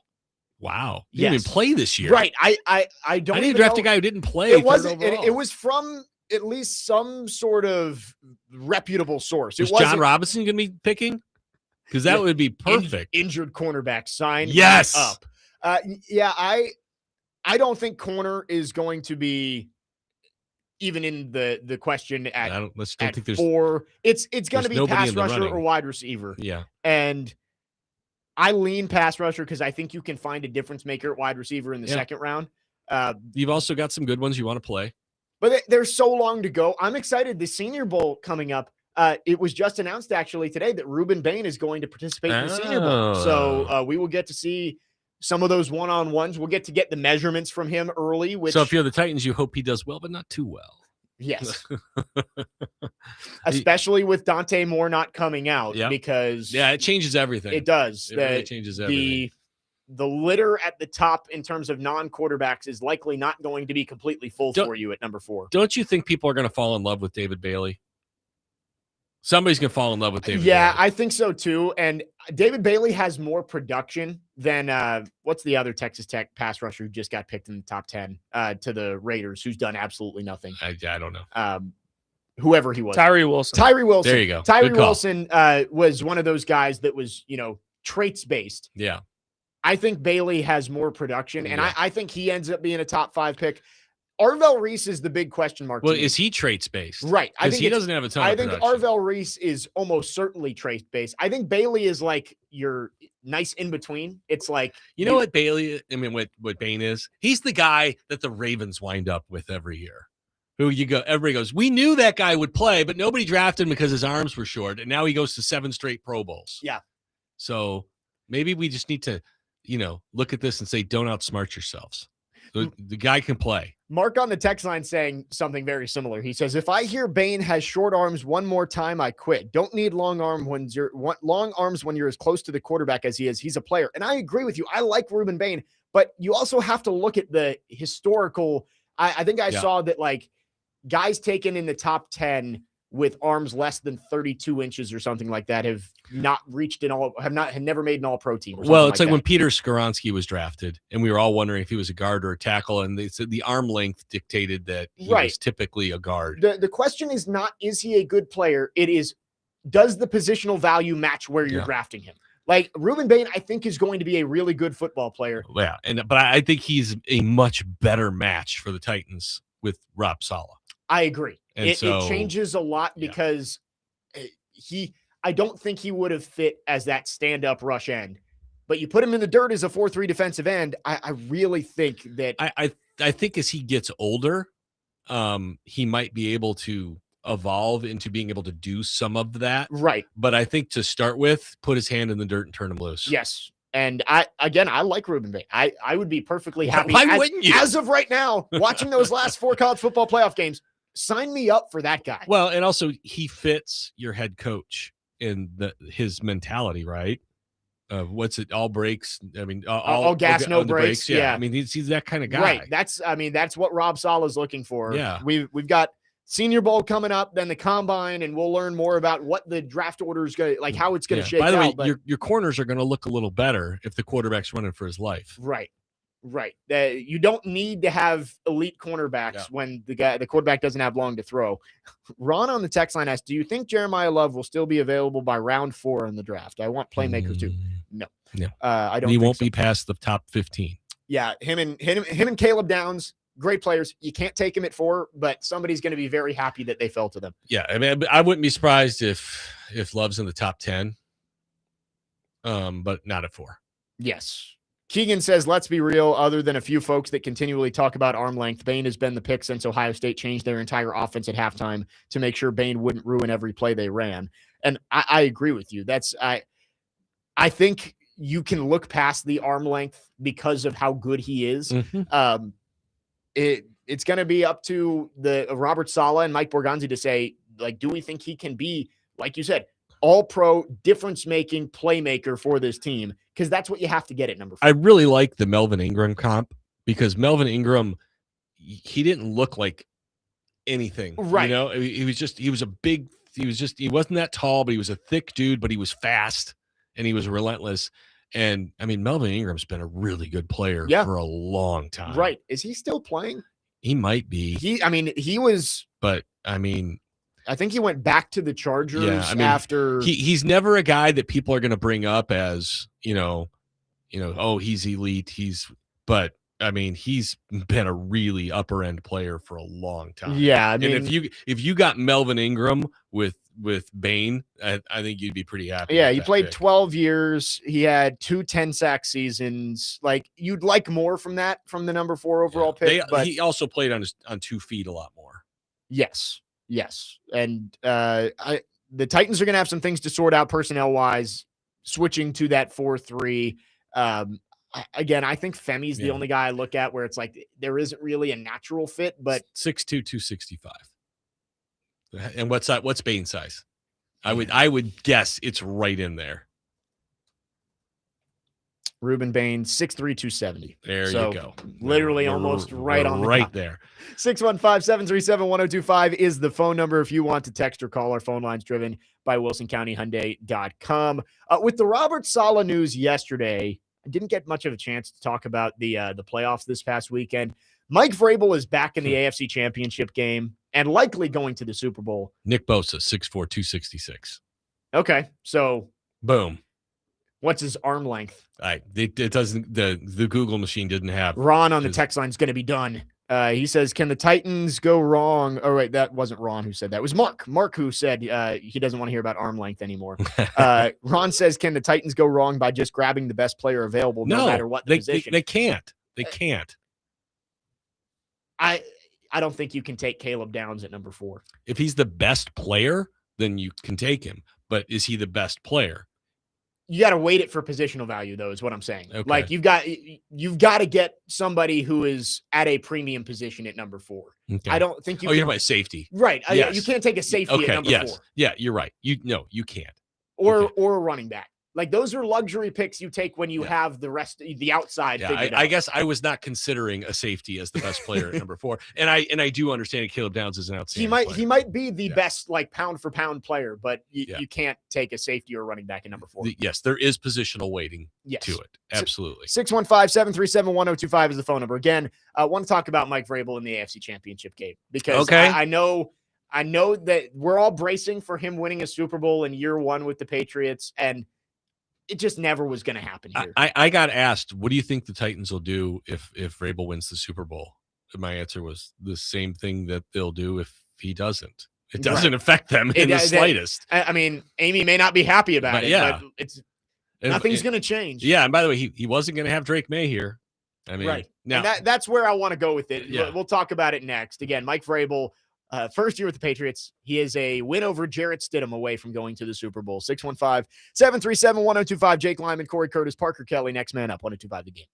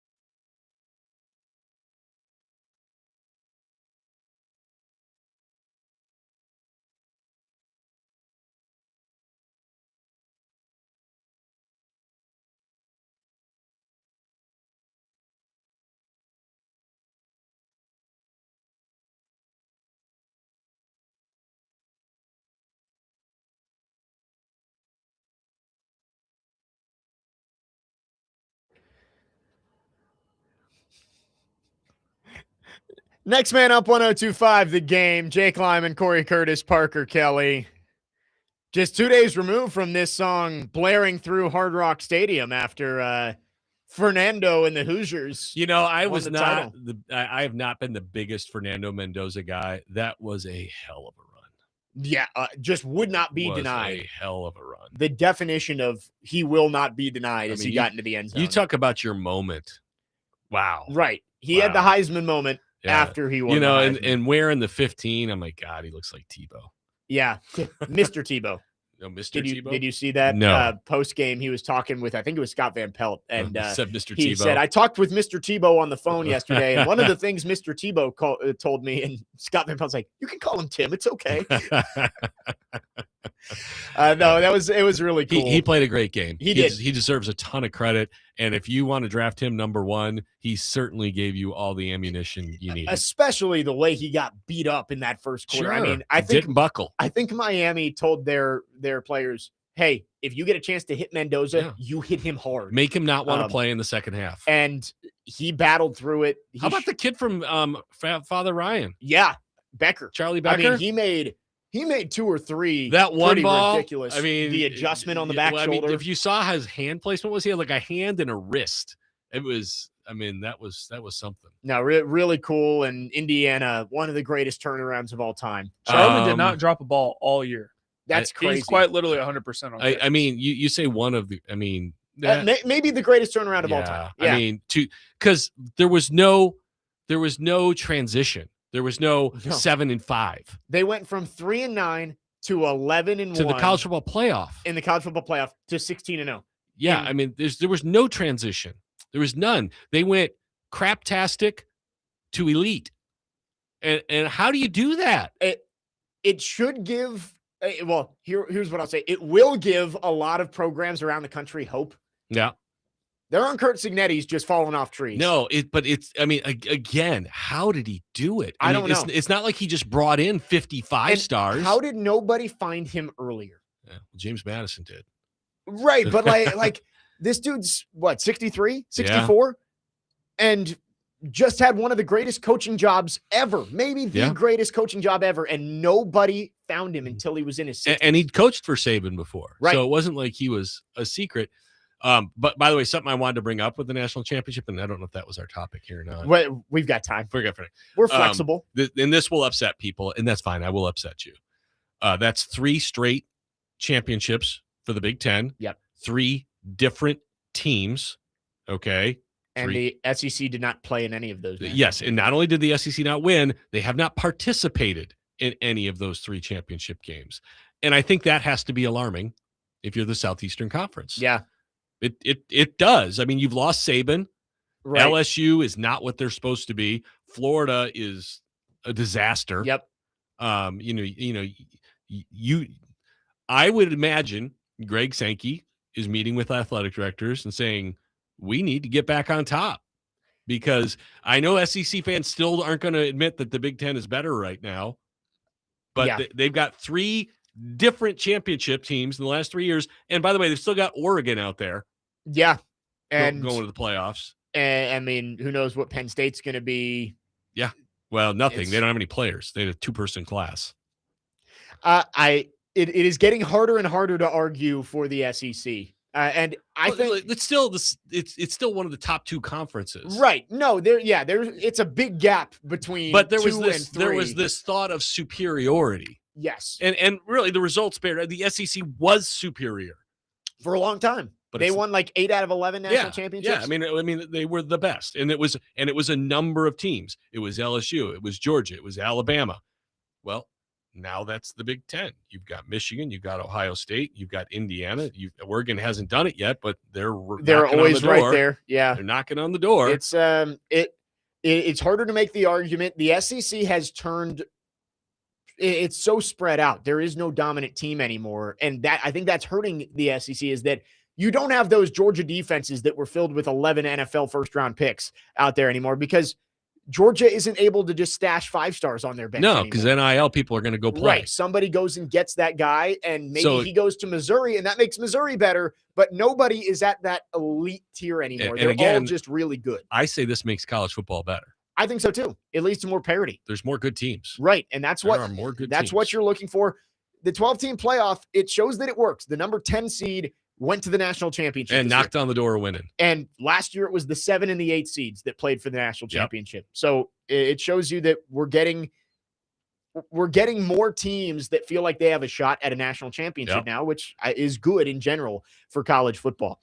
615-737-1025 is the phone number. We will talk about the AFC championship coming up next. Yeah, I'm sorry. I ruined that. It's okay. We're flexible on the show. We go with the flow. I talk too much. I know it. Wherever the tangents take us, I am perfectly fine with. We come in with a plan and everything works itself out. But you don't have a plan until you get punched in the nose, right? Right, and that's what we do here. We roll with the punches. We just punch ourselves right in the face. Boom. What are we doing now? Just eat up a segment with this, and we'll get back on plan at some point. 615-737. Mike Vrabel when we return. Mike Vrabel. We'll talk about him next. Jake Lyman, Cory Curtis, Parker Kelly. Next man up. 125 the game.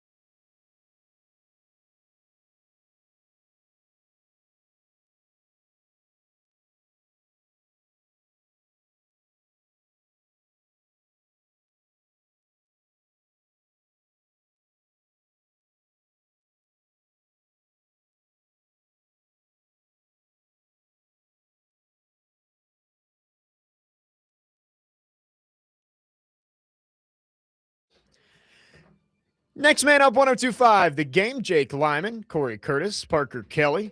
Wrapping up hour number 2 here on this Wednesday. Getting some ABBA going. It's disco time. It is.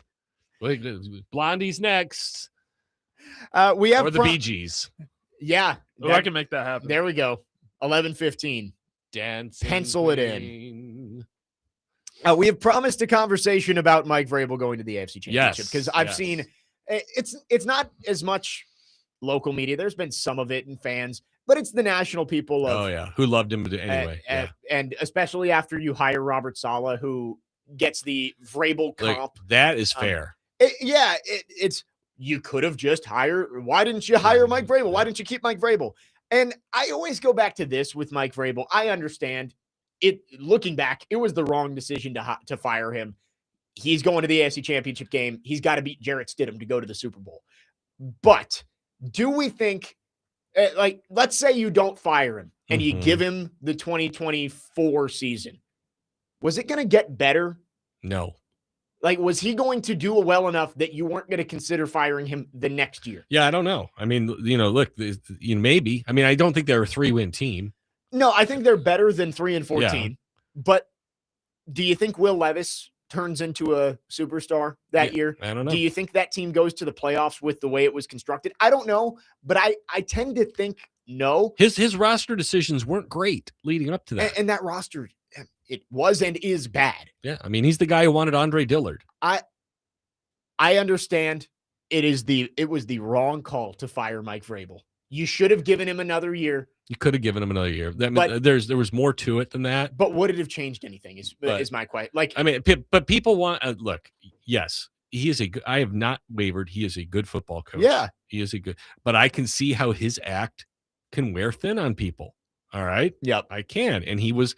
These are facts. He can wear thin on people. And he was 6-18 in his last 24. The shtick gets old when you're losing. Exactly.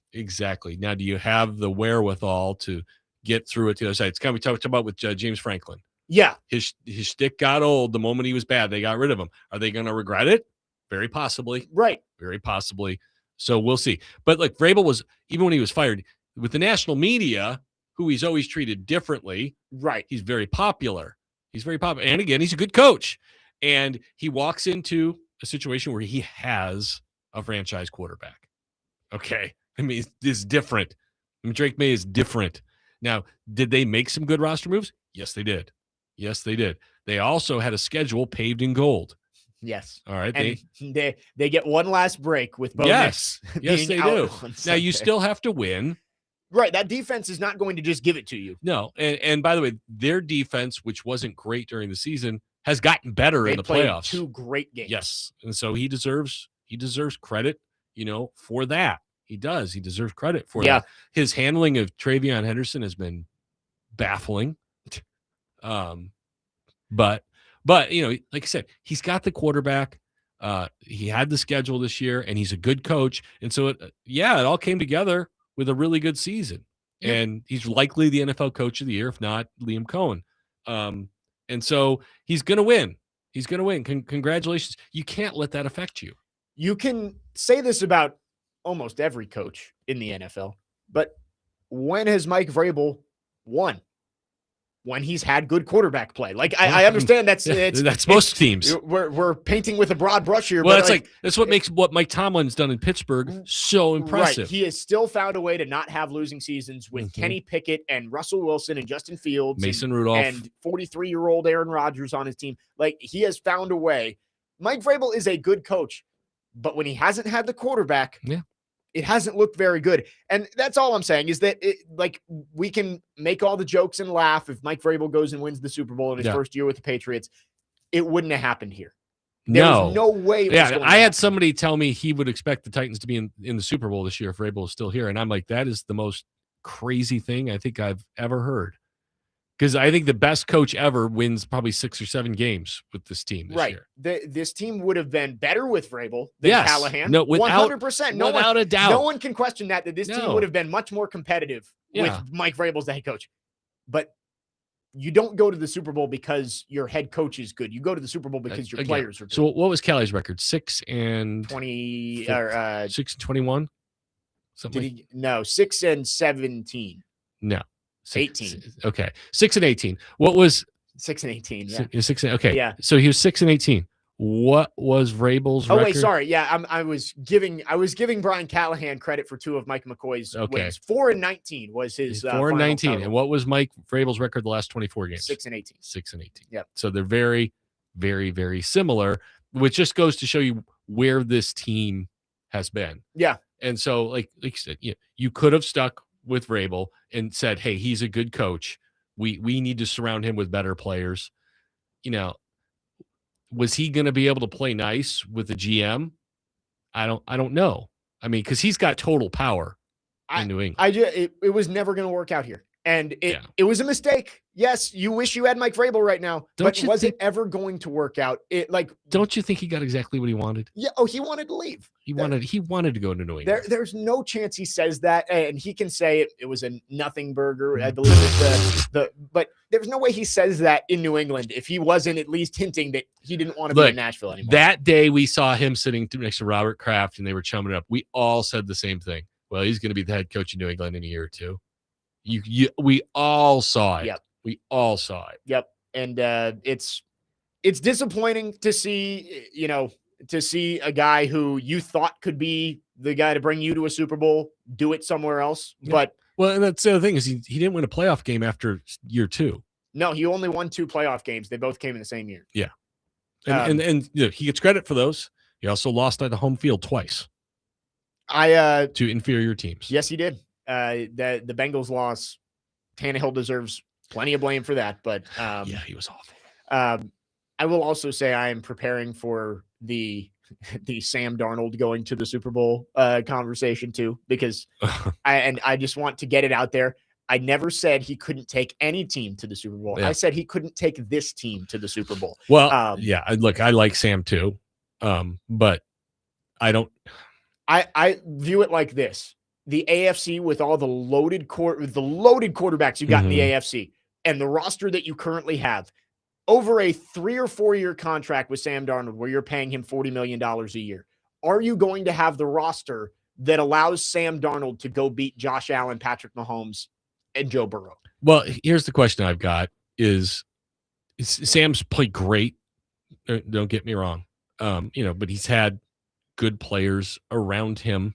It's like Jalen Hurts. If you brought Jalen Hurts in here, how do you think he would have done the last 2 years?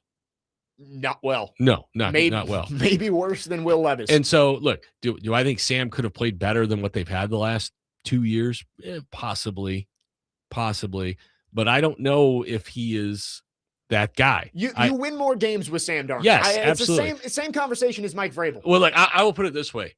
When he was available, and I don't know if the Titans were in the cards or not, I was absolutely on board with signing Darnold, trading the pick, and getting more picks. It was a very popular opinion. I was and I think what's happening is portraying that could have been a way to go. Now, I totally understand if you want to go with the young guy. And that's where I was. I thought in terms of the ultimate goal is winning a Super Bowl, you had to find an elite quarterback. Yep. And if you were convicted on Ward, you take him. Yep, I agree. But I understand. I'm preparing for the inevitability of a Vrabel Darnold Super Bowl. Now, and there are people who say, well, he would have come to Nashville. Maybe, I don't know. But if he did, are you a 14-win team this year? No, you're probably a 7-win team. Well, which is better. You still had now. Would he have been more prepared to run what Callahan wanted to do? Maybe, probably, maybe, yeah. But again, with Callahan, I don't think it was a problem of scheme. I think it was a problem of leadership. Yeah, and so I still think the whole thing would have been garbage. It's all ifs and buts, right? And I wanted to pair these conversations together because if it is Patriots, Seahawks, and it's Vrabel, Darnold, I know the narratives are going to come out of both those guys could have been in Tennessee. Yeah, but Tennessee's not getting the Super Bowl with either one of them those first 2 years. You're better with both of them for sure. You win more games this year with Sam Darnold. But does it advance you towards the ultimate goal of winning a Super Bowl? I don't think so. And that's why I was anti-Darnold. Yeah. If he wins one with Seattle, great. That was a playoff team. Or did they make the playoffs last year? No, they just missed. They were 10-7 though. He took a 10-win team, made them a 14-win team. Yeah. I don't think he's turning a 3-win team into a 10-win team. No, he's had a great year, and he had a great year last year. And look at what the Vikings were without him. Right. No, I mean, and I think that's the biggest argument to be made. I guess that is fair. Of the Vikings went with McCarthy and things bottomed out. Yeah. So I think, again, that's the strongest argument to be made for Sam Darnold is, did he elevate a team? Well, it certainly looks like he elevated the Vikings. Yeah, I don't think he would have won, gotten the team back to where you wanted them to be here, but he is clearly doing very well with the Seahawks. And along those lines, I don't think Jared Mayo has the Patriots in the AFC Championship game. Like both Darnold and Vrabel. Yeah, sure. Give them their flowers. You would be better with those guys here. Yep. But are you in the same position those teams are? Probably not. No. 615-737-1025 is the phone number. If you want to text or call, we will get to your phones on the other side. Final hour coming up next. Next man up here on 1025 The Game.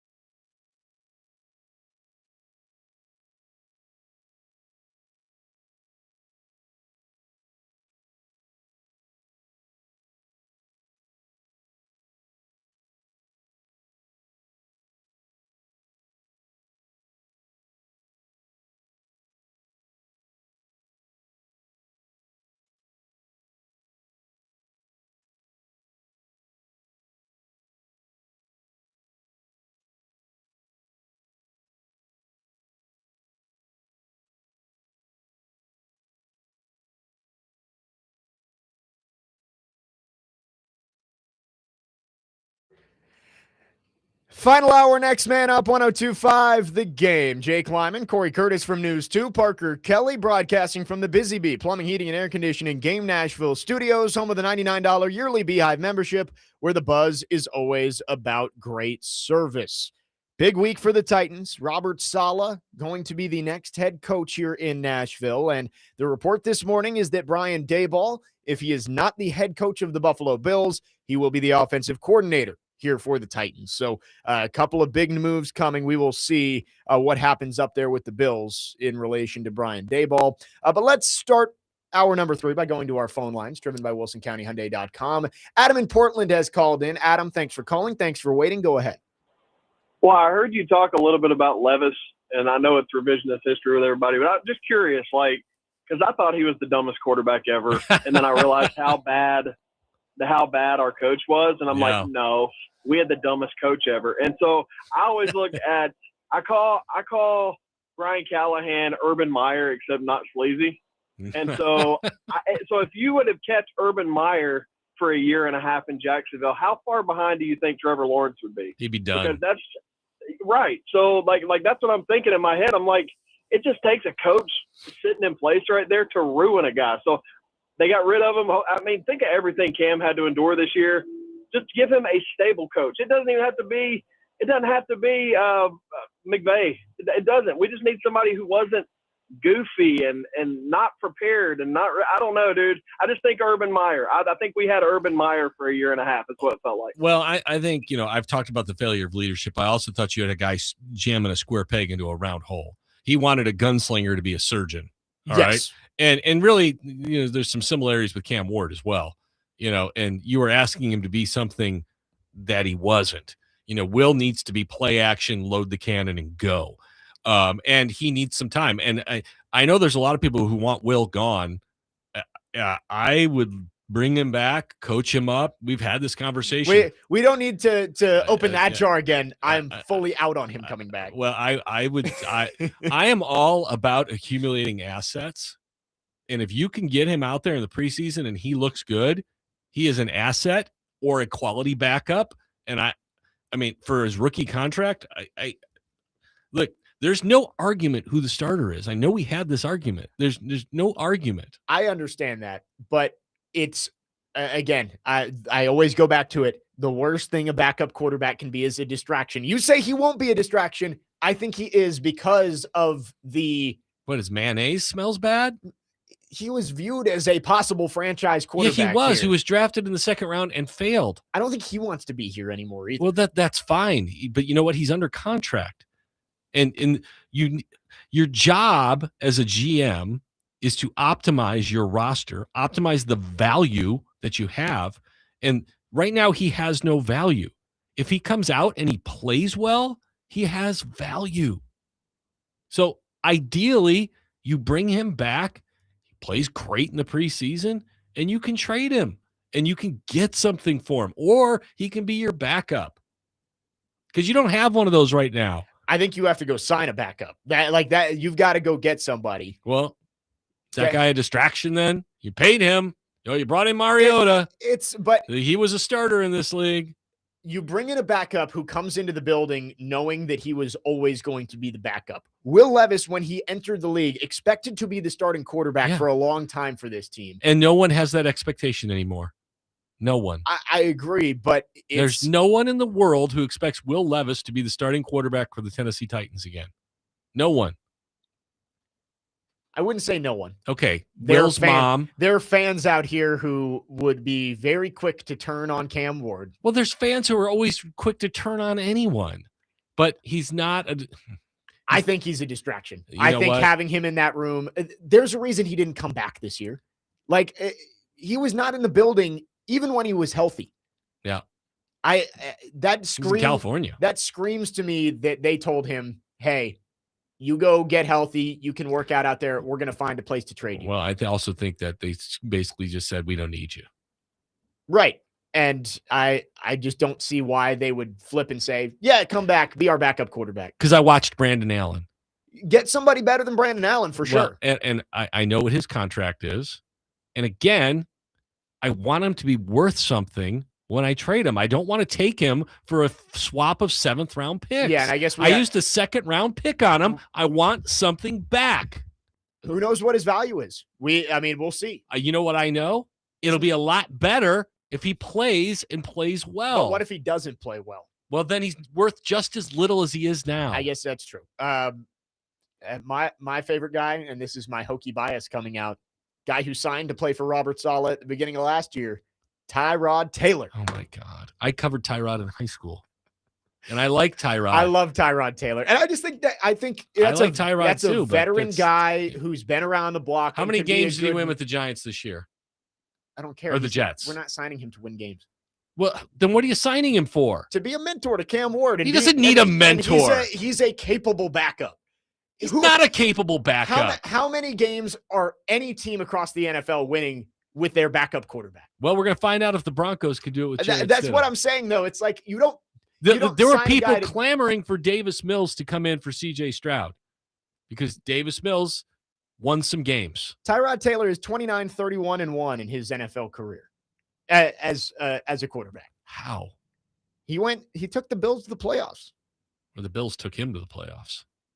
First time since 99. That was McDermott's first year. Okay. He has not played very much the last decade, basically. He was 1-0 in 2020, 2-4 in 2021, 2-3 in 2023, 1-3 this year. Is he under contract with the Jets still? Or he is a free agent. Oh, all right. So there you go. Run out, sign up, and go get him. There's my hope for backup quarterback. Let's go back to the phone lines. Keegan is called in. Keegan, thanks for calling. Good morning. Hey, good morning, fellas. I was listening to the last segment. Y'all brought up Mike Vrabel, so I wanted to touch on that. Yeah, fire away. I know you guys have sort of an obligation to educate some people in a sense. So you have to say, hey, if he wasn't fired, this team still isn't going to the Super Bowl. Just because he's doing it there don't mean it would happen here. No. At least I understand that. I get that. I'm on board with it. My thing, though, is, when the news came out, Bo Nix broke his ankle or whatever it was, wouldn't play. A friend of mine in the group chat said, looks like Vrabel's going to the Super Bowl. And, I said, that sucks for us Titans fans. And I had a friend that said, actually, hey, I'm happy for him. I think Vrabel deserves it. And the Titans didn't deserve Vrabel to be their head coach anymore. And that's kind of what I want to talk about is I think if you take the Mike Vrabel part out of it, the actual person he is, you can put anybody in his position, win some games, go to the championship, get fired a couple years later, fans would be outraged. I don't think it's Mike Vrabel specific. It's just coaching specific in a sense. But what it really comes down to is regardless if Vrabel got fired or regardless if Vrabel would have done anything with this team we have now, Titans fans deserve better because the organization's incompetence doesn't start and stop with Mike Vrabel. I mean, it goes back. Cory, you're probably around for this. Jake, I'm not so sure about you, but go back to the Jeff Fisher, Vince Young days. I mean, when we can look back now with nostalgia, everyone loves Jeff Fisher, Mr. 8-8. We make all the jokes. But when he was about to get on his way out of town, people weren't too happy with him because a lot of stuff going on with him and Vince Young. If you go back, who was the general manager? I believe Rustin Webster. Is that right? With Vince Young? No, it was Floyd. Floyd Reese drafted him. Okay, Floyd drafted him because the owner wanted him. Yeah. The owner demanded that they draft Vince Young, and so they drafted him. And after that, Floyd was eventually let go and replaced by Mike Reinfeldt. And Mike Reinfeldt had the job for a few years and then eventually replaced by Rustin Webster for 2 or 3 years. Okay. So thank you for that. I'm only 26. That's all right. Keeping up with everything. I'm old. Hey, I'm with you. I need some of that. I need someone to help me out. But no, if you go back to that time, even after the Vince Young and Jeff Fisher saga, we had Rustin Webster in as general manager. He led us to absolutely nothing. We did nothing with him as general manager. By the way, he drafted Taylor Lewan and Marcus Mariota and Rustin Webster. Yes. Chance Warmack. Well, yes. Oh, man, yeah. I mean, hey, we can say Marcus Mariota, but we know how his career turned out. He had a lot more potential. Hey, Marcus was very good until the injuries took him down. I agree. I was a huge Marcus fan. Yeah, it was unfortunate because I would like to have seen what his NFL career could have been had he stayed healthy. But that's what happened. But no, and I don't mean to cut you off. Along your lines, you're right. No, you're good. You should demand better. I will just say this. The team's been bad for a couple of years and really looked kind of like a rudderless ship at times. They did just have 6 consecutive winning seasons and 4 trips to the playoffs. It's not like this team has not had periods of success. They have been the number 1 seed in the playoffs 4 times, and their biggest mistake is they haven't been able to capitalize on a single one of those. No. And in fact, they're 0-4. Have they even gone to the conference championship? No, they've lost at home Yeah. every time they've been the number 1 seed. They lost to the Ravens. Yeah. They lost to the Bengals. They lost to the Ravens, and they lost to the Ravens. They lost to the Ravens 3 times as the number 1 overall seed. Yeah, 08. It was at 2000, right? When they got it. I'm sorry. Is it twice? Twice. Yeah. Well, Twice. they lost to the Ravens at home. They were the 3 seed that year, I want to say. That was the COVID year. They in 2008, 9. 2008. Chris Johnson's rookie they season. lost that one, and then there was the one before that with Eddie George and Ray Lewis. Yes, Yeah. so that's twice with the Ravens. Yeah, and once with the Bengals. Once so with the three, Bengals. yeah, three times they've been the 1 seed, and they have not gotten out. They've not won a single game. Yeah, they've not gotten out of that. So, but yes, when your team is bad, absolutely demand more. And people are going to see me as defending Amy, but she was demanding more from her team when she fired Brian Callahan and Rand Carthon. She said this isn't good enough. And so now you got to get your hires right, and you got to get your players right. But that's, and if she doesn't, if Borgonzi blows this, it's going to reflect poorly on them. Yeah. That's the job. That's the way it is. I mean, there are a lot, and I'm not, this makes me sound like a cheerleader, and I'm not. The Arizona Cardinals are in a desert. All right. They've had like 1 good run. Yeah. I mean, they have not had, I believe I saw they have never, since the new owners bought it, since the Bidwells bought the team, they have not had a coach last more than 6 seasons. Yeah. The Titans had 6 winning seasons in a row. Yeah. In a row, 4 trips to the playoffs, and including a couple of home playoff games. Now, is that Super Bowl? Is that multiple Super Bowls? No. But when you look at the AFC landscape for the last 25 years, it's been dominated by 5 quarterbacks. Well, it will continue this year because it will be the Patriots or Broncos. Yeah. There have been 7 teams in the AFC who have reached the Super Bowl. But it's a different iteration of the Patriots. But you had Peyton, you had Brady, right. You had Ben, you have Mahomes, Allen, Burrow. Since 2002, Jackson. 4 quarterbacks out of the AFC have gone to all but 2 Super Bowls. Flacco and Burrow each got 1. Yeah. The rest of them from 2002 to this year, which we'll get May or Stidham, it will have been one of Brady, Mahomes, Manning, Roethlisberger. Yeah. All of them. And so that's my point. There's a lot of teams in the AFC who have taken a back seat. Yeah. I mean, look at the Colts. For as many games as they have won, they won 1 Super Bowl. Right. With they Manning only went to 2. and Andrew Luck. Yep. That is one of the, and yes, they won a lot of games, but that is one of the great underachievements in NFL history. Yeah, look at the Bills. I mean, the Ravens, they're really, really good teams who can't get to the Super Bowl because you've got these dynasties. Yeah. 2 of them fired their coach. Right. Because they're tired of being good and not being the best. And I get that. And I'm just saying it's hard, and it's rarely a straight path. Yeah. I mean, it's just rarely is. And there's usually a reason for it. The Titans have struggled to long-term fill the quarterback position. They filled it short-term. Mariota flashed. They've got winning records. He got hurt. Tannehill flashed. Yeah. They became they won 2 playoff games, number 1 seed. Then he broke down, and now they just haven't been able to find the long-term answer. Been doing that in Chicago for 100 years. Right. And that's, you're hoping Cam Ward is the long-term answer, because if he's not, you got to start over. Because if you've got that guy, you can build around it. I mean, this was a huge year in Jacksonville because I was wondering, is this Trevor Lawrence's last year? Right. They had to find, it was a big year for Lawrence and Tua. Yes. And one of them made it through. Right. One of them proved that they can be a franchise quarterback. The other one proved the opposite. And it's a long answer to, yes, the team has been bad. You should demand better. But it maybe not has been as, it feels like they've been bad forever. They haven't. Yeah.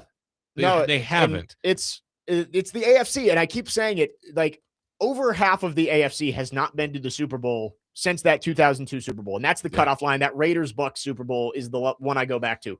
Since then, all but 4 teams in the NFC have at least gone to the Super Bowl. Yeah. The only ones who haven't are the Cowboys, the Commanders, the Vikings, and the Lions. That's it. Yep. And, not long ago, the Houston Texans were a laughingstock. Yeah. They were the worst run organization in the league. The owner picked the team chaplain to be the general manager. Right. Before they drafted CJ Stroud, people thought they might be going into a 5 to 10 year period of just being the worst team in football. And then they got Stroud and Will Anderson and hired D'Amico Ryans. They got a bunch of things right, and they turned it around immediately. They've gone to the playoffs 3 straight years. And just, and look, Houston Texans had a rough start, but since then they've had more good years than bad. No, it's very true. But, a couple years ago, you could have said the Houston Texans are a joke organization and they're not to be taken seriously. I mean, look at the New England Patriots. Yep. I mean, before this year, they had like 3 horrible years. They had Matt Patricia as their offensive coordinator. Yeah. Things can get turned around if you get the right people in the building. But again, for everybody, it can go bad. Yep. If you make some bad decisions, and she's made some bad decisions, now she's got to make good ones. And if she can't, then they're going to pay the price, and the fans will pay the price. 615-737-1025 is the phone number. We'll talk about the decision to hire Robert Saleh, the process they went through, some conflicting reports coming out of the hiring of Robert Saleh, and much more. We'll do that coming up next. Jake Lyman, Cory Curtis, Parker Kelly, next man up, 1025 The Game.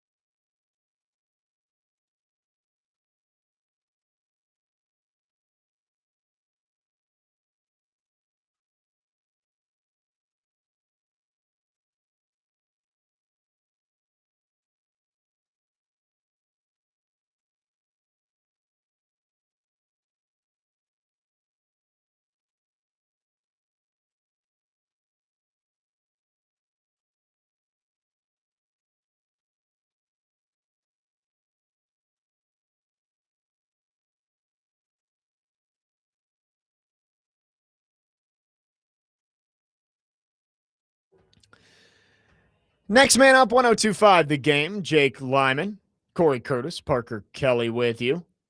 Robert Saleh going to be the next head coach of the Tennessee Titans. Still waiting on that announcement. I mean, I don't think there's any worry about it, but it is what would have to happen? Well, it's just a little bit strange.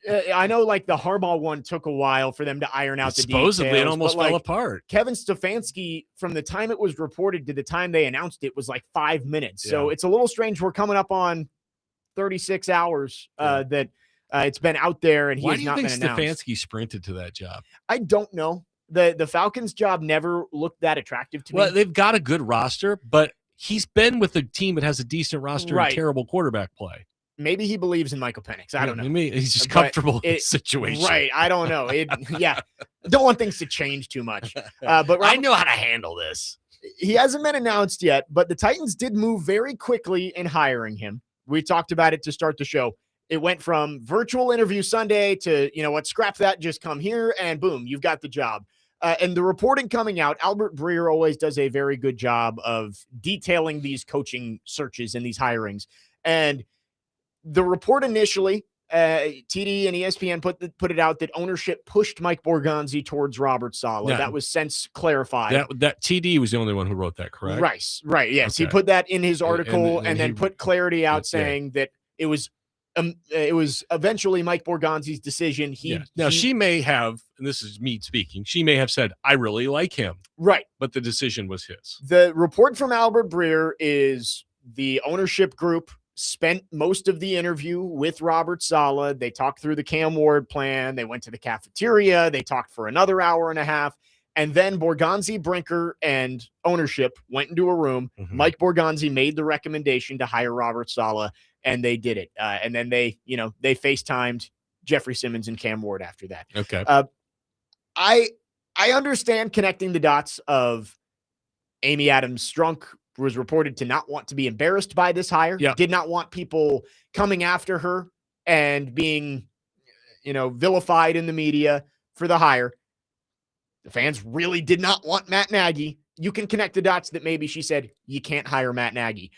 I don't think so, though. Like, Mike Borgonzi understands that his job is tied to this. If that's what happened, he needs to just resign. Right, that's exactly what I was going to say. If Mike Borgonzi was handcuffed and told you're not allowed to hire Matt Nagy, and he felt like Matt Nagy was the best coach for the job, then Mike Borgonzi should say, sorry, I'm not going to work for you anymore. Here's my resignation. I'm going to leave.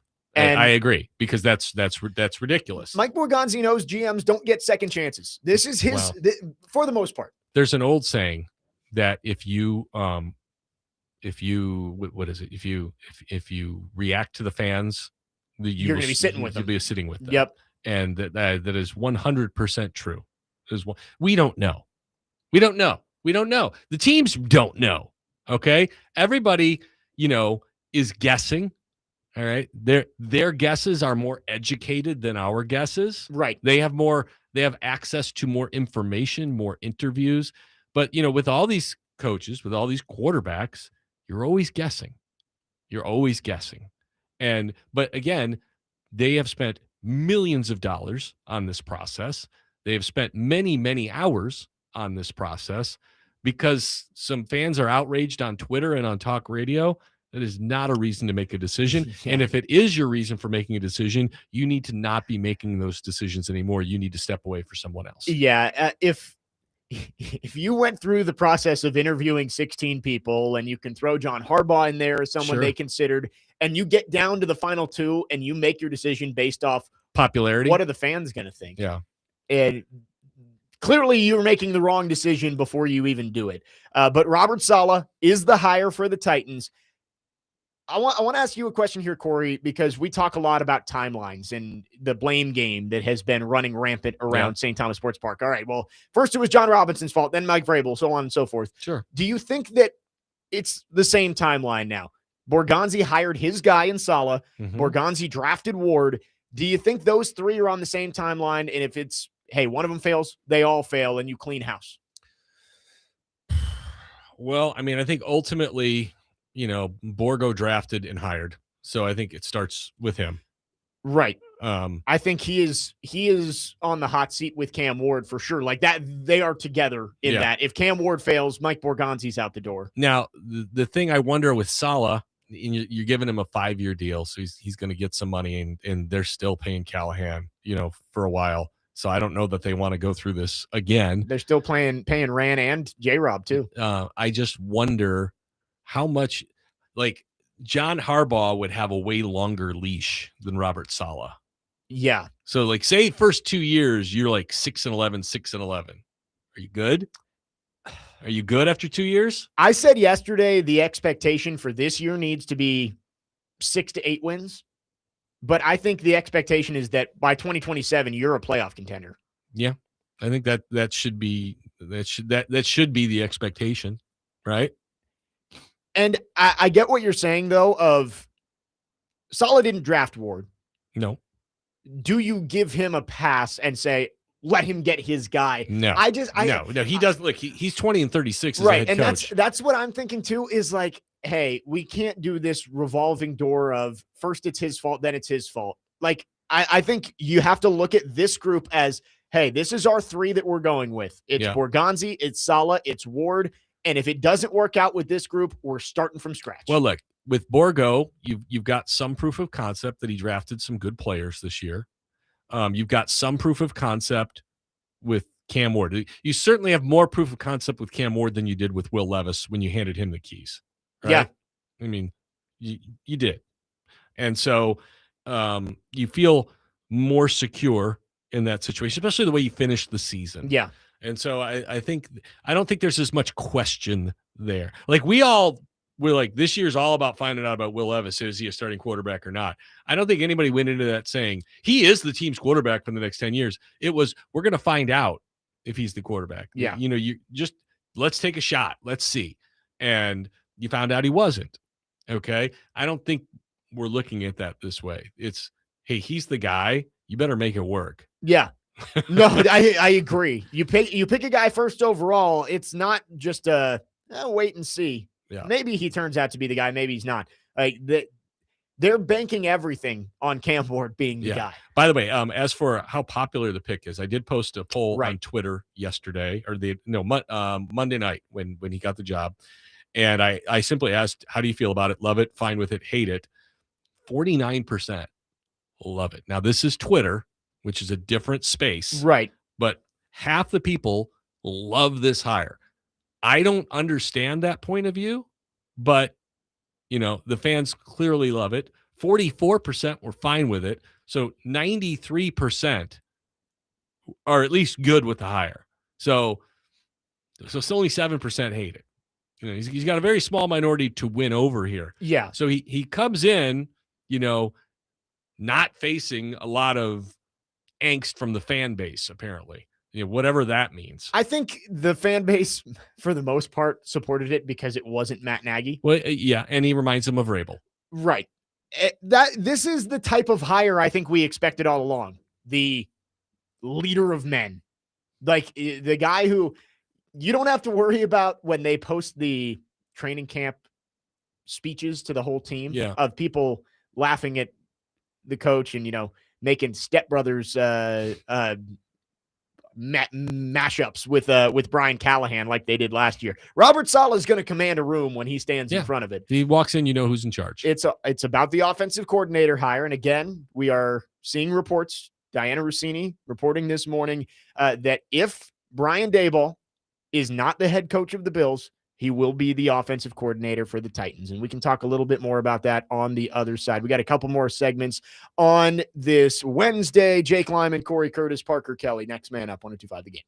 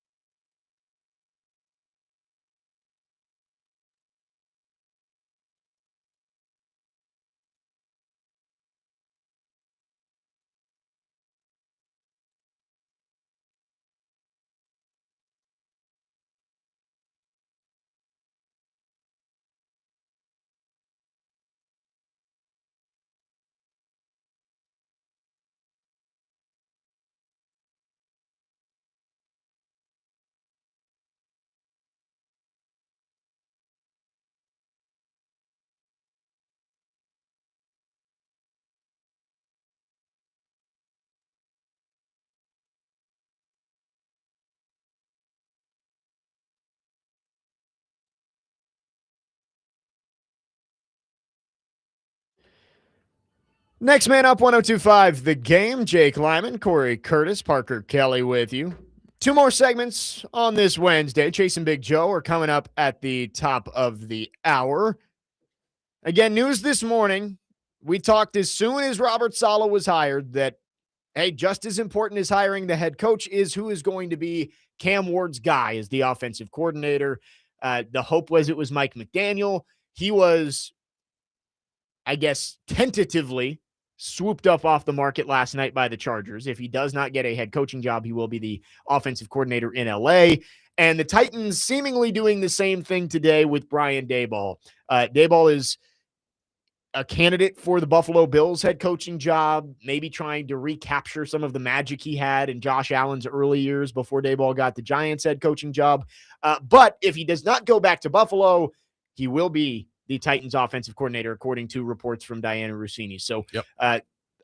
Again, we talked about it early in the show. I like it. I think you needed somebody who could come in here and basically be the head coach of the offense. And as much as you might like to go get one of the up-and-coming guys from the Shanahan tree, it's because Saleh's so tied in with the 49ers, and there's always the up-and-coming guys who have coached under Shanahan or McVay.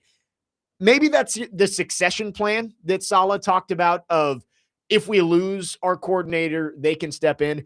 But I think you need somebody who's experienced, who has developed a quarterback in the past to come in and work with Cam Ward in year two. I push back on the head coach of the offense thing. You don't need two head coaches. You need one. You need one guy in charge. You need Daboll to run the offense and help the young quarterback get better. That's what I need from him. I need one head coach. I need you to do your job, and that's to get points on the board and make sure this kid can play. And that's how I just look at it. No, and that's fair. I understand the thought process there of Robert Saleh has to be the CEO. He's got to be the guy in charge. Yes. I say more that you want Cam Ward to have his guy, and I think Daboll is going to be his guy. Yeah. And do you think there's any chance they keep Bo Hardegree? We talked about that yesterday, and I would totally get it if they decided to keep him on staff because it gives a little bit of familiarity for Cam Ward to help the transition. But is it too many voices for Cam Ward at that point? Well, I mean, he's still the quarterback's coach. He's still beholden to the OC. Yes. But he also understands the quarterback a little bit better for the new OC. And maybe that's a conversation that Daboll will have if he gets hired here with Bo Hardegree of are they on the same page in terms of what they want to do with Cam Ward? I do wonder if maybe if you did keep him on, if does Cam Ward listen to Bo more than Brian? Because that was his guy his whole rookie season. The other offensive coach I wonder if they keep is Luke Stocker. Yes, I agree. He was a holdover from the Vrabel staff, right? From the Vrabel staff, yeah. That's right. So he was with Vrabel staff, and then he was with Callahan staff, and he was a big part of the run game down the stretch in designing the run game, which was very good down the stretch. And I will put it this way. I would be disappointed if they didn't bring Luke Stocker back. Yeah, I think the two guys that for sure on the staff, Stocker and Fossil are the two that you would really like to bring back. Yeah, if they don't bring back Bones Fossil, I think that's a huge miss. I agree. He needs to be back. You finally had good special teams, not just average special teams. You had good special teams for the first time. You had really good special teams. I mean, and we did the whole exercise of it went from a liability to an asset. That's right. In 1 year. It went from a liability to what you were best at. Yes. That was the one thing the Titans could hang their hat on is we're really good on special teams. I mean, they have a rookie who is first team All-Pro. You need to bring Bones Fossil back. Yes. Denard Wilson is the one people have asked about is he going to come back? No way. No. The answer, first of all, I really don't care who the defensive coordinator is. If Robert Saleh is calling the defense, then he's the defensive coordinator. It's like Nick Holes with Brian Callahan. Yeah. I don't care. But Denard Wilson isn't going to take a demotion to come back and be the defensive coordinator. And not call the plays. Right. Exactly. Right. No. And Denard will get a chance somewhere else, whether it be this year or next year, to call the defense again. He's going to get that opportunity. He's a smart guy. He's impressive to talk to. I agree. And, he held this thing together with bubble gum and duct tape. No, it's nothing. Saying that I don't care who the defensive coordinator is, nothing to do with Denard Wilson. Like, I think he did as good as he could considering but it's what he was name given. only because Saleh's going to call the defense. Right, exactly. It would be a demotion for him to stay here. Yes. So he's going to go somewhere else because he thinks he can get another opportunity, not because he didn't do a good job here. Yeah. I thought he was fine. 615-737-1025. Let's go to our phone lines, driven by WilsonCountyHyundai.com. Clay is called in. Clay, thanks for calling. Go ahead.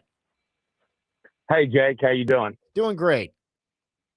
Cory, I've missed you the last couple Wednesdays. I think you cut out a little bit early, maybe. Well, I had to leave at 11:15. Yeah. What did I have to leave last week for? NSC. Yeah, I had to go to a National SC event, and then the week before that, my daughter had to go to the doctor. So I apologize.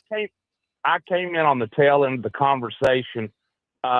Jake, who were you saying possibly might be the offensive coordinator? So the report is that Brian Daboll will be the offensive coordinator if he is not the head coach with Buffalo. So it's kind of like Mike McDaniel saying he will be the Chargers OC if he doesn't get a head coaching job. Daboll's doing the same thing with the Titans.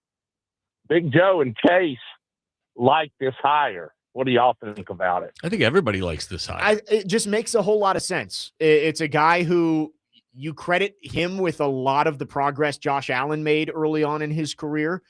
He has done it at the college level too. He was the OC at Alabama. And with the Giants, there were some things that they did well offensively, even though the overall product did not end up working out for Brian Daboll.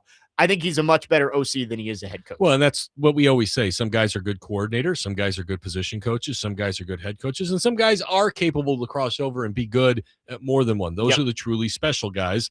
And, Brian Daboll right now looks like a good offensive coordinator. Yes. And I think, he could get some head coaching buzz next year if they're good. But I think also by bringing a guy who is Baker Mayfield may not like the term failed head coach. I think you at least buy yourself a little bit of time of the shine may not be quite as shiny as it would if it's an up and comer. Like when you had Arthur Smith, he was rising. He hadn't been a head coach before. He was clearly going to get taken. I think with Daboll, teams may be a little more cautious, even if he does have success here. Yeah, I think he might have him for a couple of years. But, look, if Cam throws for 4,000 and 30 touchdowns. Right, and this team goes back to the playoffs. We need that magic. 615-737-1025 is the phone number. We got one more segment on this Wednesday. Last call for phones. Again, 615-737-1025. Our phone line's driven by WilsonCountyHyundai.com. We'll wrap up the show on the other side. Jake Lyman, Cory Curtis, Parker Kelly. Next man up, 1025 The Game.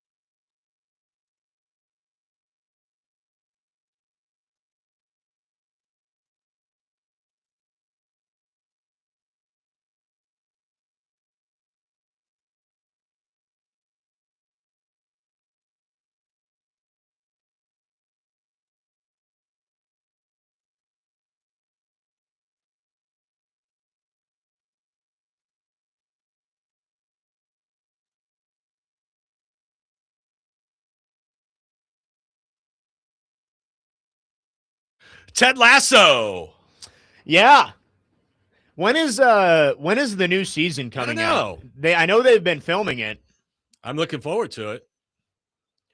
I kind of want to know because it was supposed to end right after season 3, but now season 4 is coming out. I guess he's going to coach a female team. I don't know. We're going to find out. They kind of teased that at the end of the last season. It is expected to be released mid-2026. Yay. So we should get some more Ted Lasso soon. Love that show. It's a great show. It's a feel-good show. Have you seen His and Hers on Netflix that just came out? Never heard of it. It's a 6-episode limited series. Very good. I implore it. It has a twist ending. I implore you to watch it. It's on Netflix? It's on Netflix, yes. Man, you know what? The thing is, like, you know how they have the algorithms and, like, you everything you get on your feed is, like, based on what you watch. Right. So, like, everything I get is either Bigfoot, aliens, or, like, Star Trek. I mean, that's like everything I get. Yeah.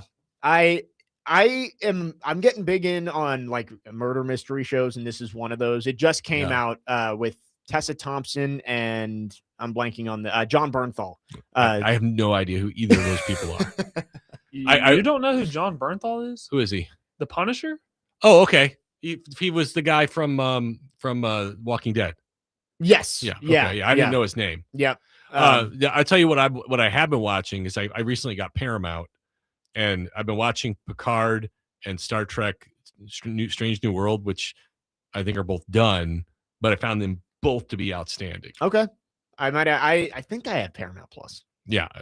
I got it for football. Right. I guess that's and good. I plan on getting rid of it, but I'm like, oh, there's all these great Star Trek shows. I'm never going to get rid of it now.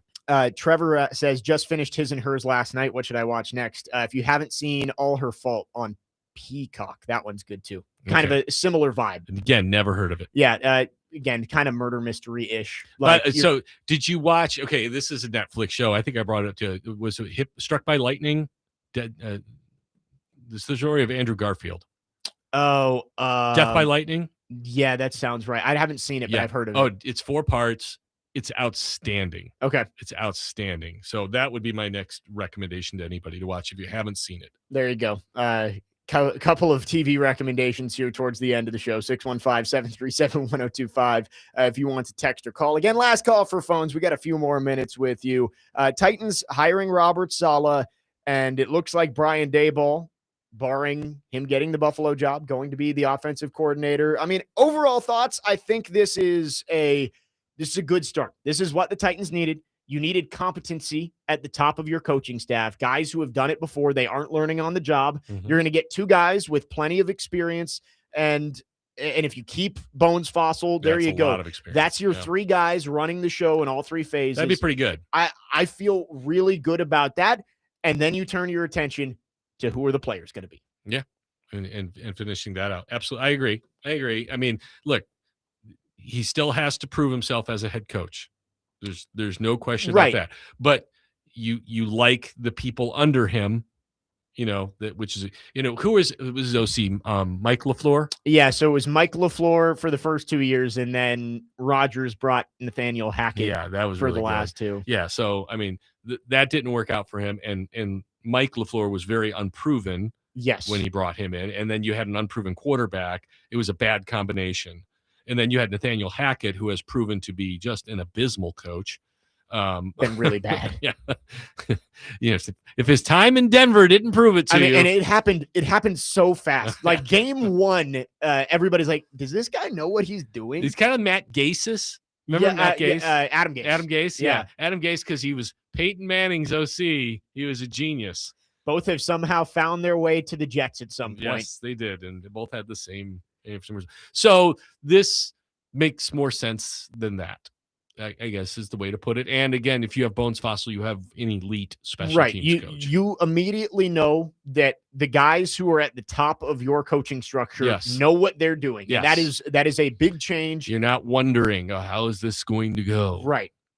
So maybe not as high of a ceiling as you would have if you go for, but I don't care. I don't need that right now. Right. I need competition. That this team needs to get back to being right competitive. Yes. Like be an NFL team that can every play, Sunday. right, and can beat anybody on any given Sunday. That's what the NFL is supposed to be, is that any team can beat any team.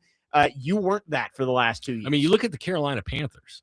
Right. Nobody takes that team seriously, but they almost advanced to round 2 of the playoffs. They almost beat the Rams, who very well could be going to the Super Bowl at the end of the week. Because they were there every Sunday. Yep. I mean, they had a couple of stinkers this year. But they beat the Rams in the regular season. They had a couple of impressive wins. The Rams wasn't the only one. Yes. Who else did they beat? They beat somebody else. Did they either beat the Patriots badly or lost? Did they beat the Seahawks? I want to say they did. Maybe. I think they lost to the Patriots badly. They did lose to the Patriots. But the Patriots lost to the Raiders. Did the Panthers also beat the Falcons like 40-0 at one point? Yes. Too? Yes. 30-0. Who did they beat? They got beaten 40-9 by the Bills, but they beat the Packers. Yes. They beat the Rams. I think they beat the Packers in Lambeau. They lost to the Seahawks. Okay. It's one of the Panthers. They punched with everybody. Yeah, and we all agree they don't have the power to do it, but they did it. Right. And the Titans, there are pieces on this roster. You got to go find more. And that starts with free agency coming up in March and the draft. And I don't know if I mentioned it on the air. We said Reuben Bain going to the Senior Bowl. David Bailey will be there too. Yes. So if you are a Titans fan, pay attention to Senior Bowl practices, watch the Senior Bowl. And I would venture to guess those are the two guys I think are most likely to be picked fourth overall by the Titans. Look, if you had to say I'll take those two guys or the rest of the field, you might be tempted to bet on those two guys. I agree. Arvell Reese is in consideration, I would think. The wide receivers, Carnell Tate, production Jordan Tyson, compared to the other two just isn't there. Right. I just think if you're looking at the most likely guys the Titans could take it for, it's Bain, it's Bailey, and both those guys will be in Mobile. Bain. You merely adopted the darkness. The worst villain voice of all time. Yeah, I mean, but we would get so many great memes out of it. Like, if the Titans go into Pittsburgh and win, just the meme of Hines Ward standing with the whole field collapsed underneath him. Would love it. Cory, always a pleasure having you in. Thank you for having me. I'm glad I was able to stay for the duration today. Yes. We don't know when Robert Saleh is going to be introduced. We still haven't seen a tweet. The expectation is that Teron Davenport will be with us for the full show tomorrow. But obviously, if they're introducing the new head coach, we're going to have to adjust. But this is a pure guess. I'm going to say tomorrow at noon. We'll see. Maybe we'll get TD for at least some of the show then. But that will wrap it up for us. Again, the plan, TD on Thursday, tomorrow for the full show. Chase and Big Joe are coming up next here on 102.5 The Game.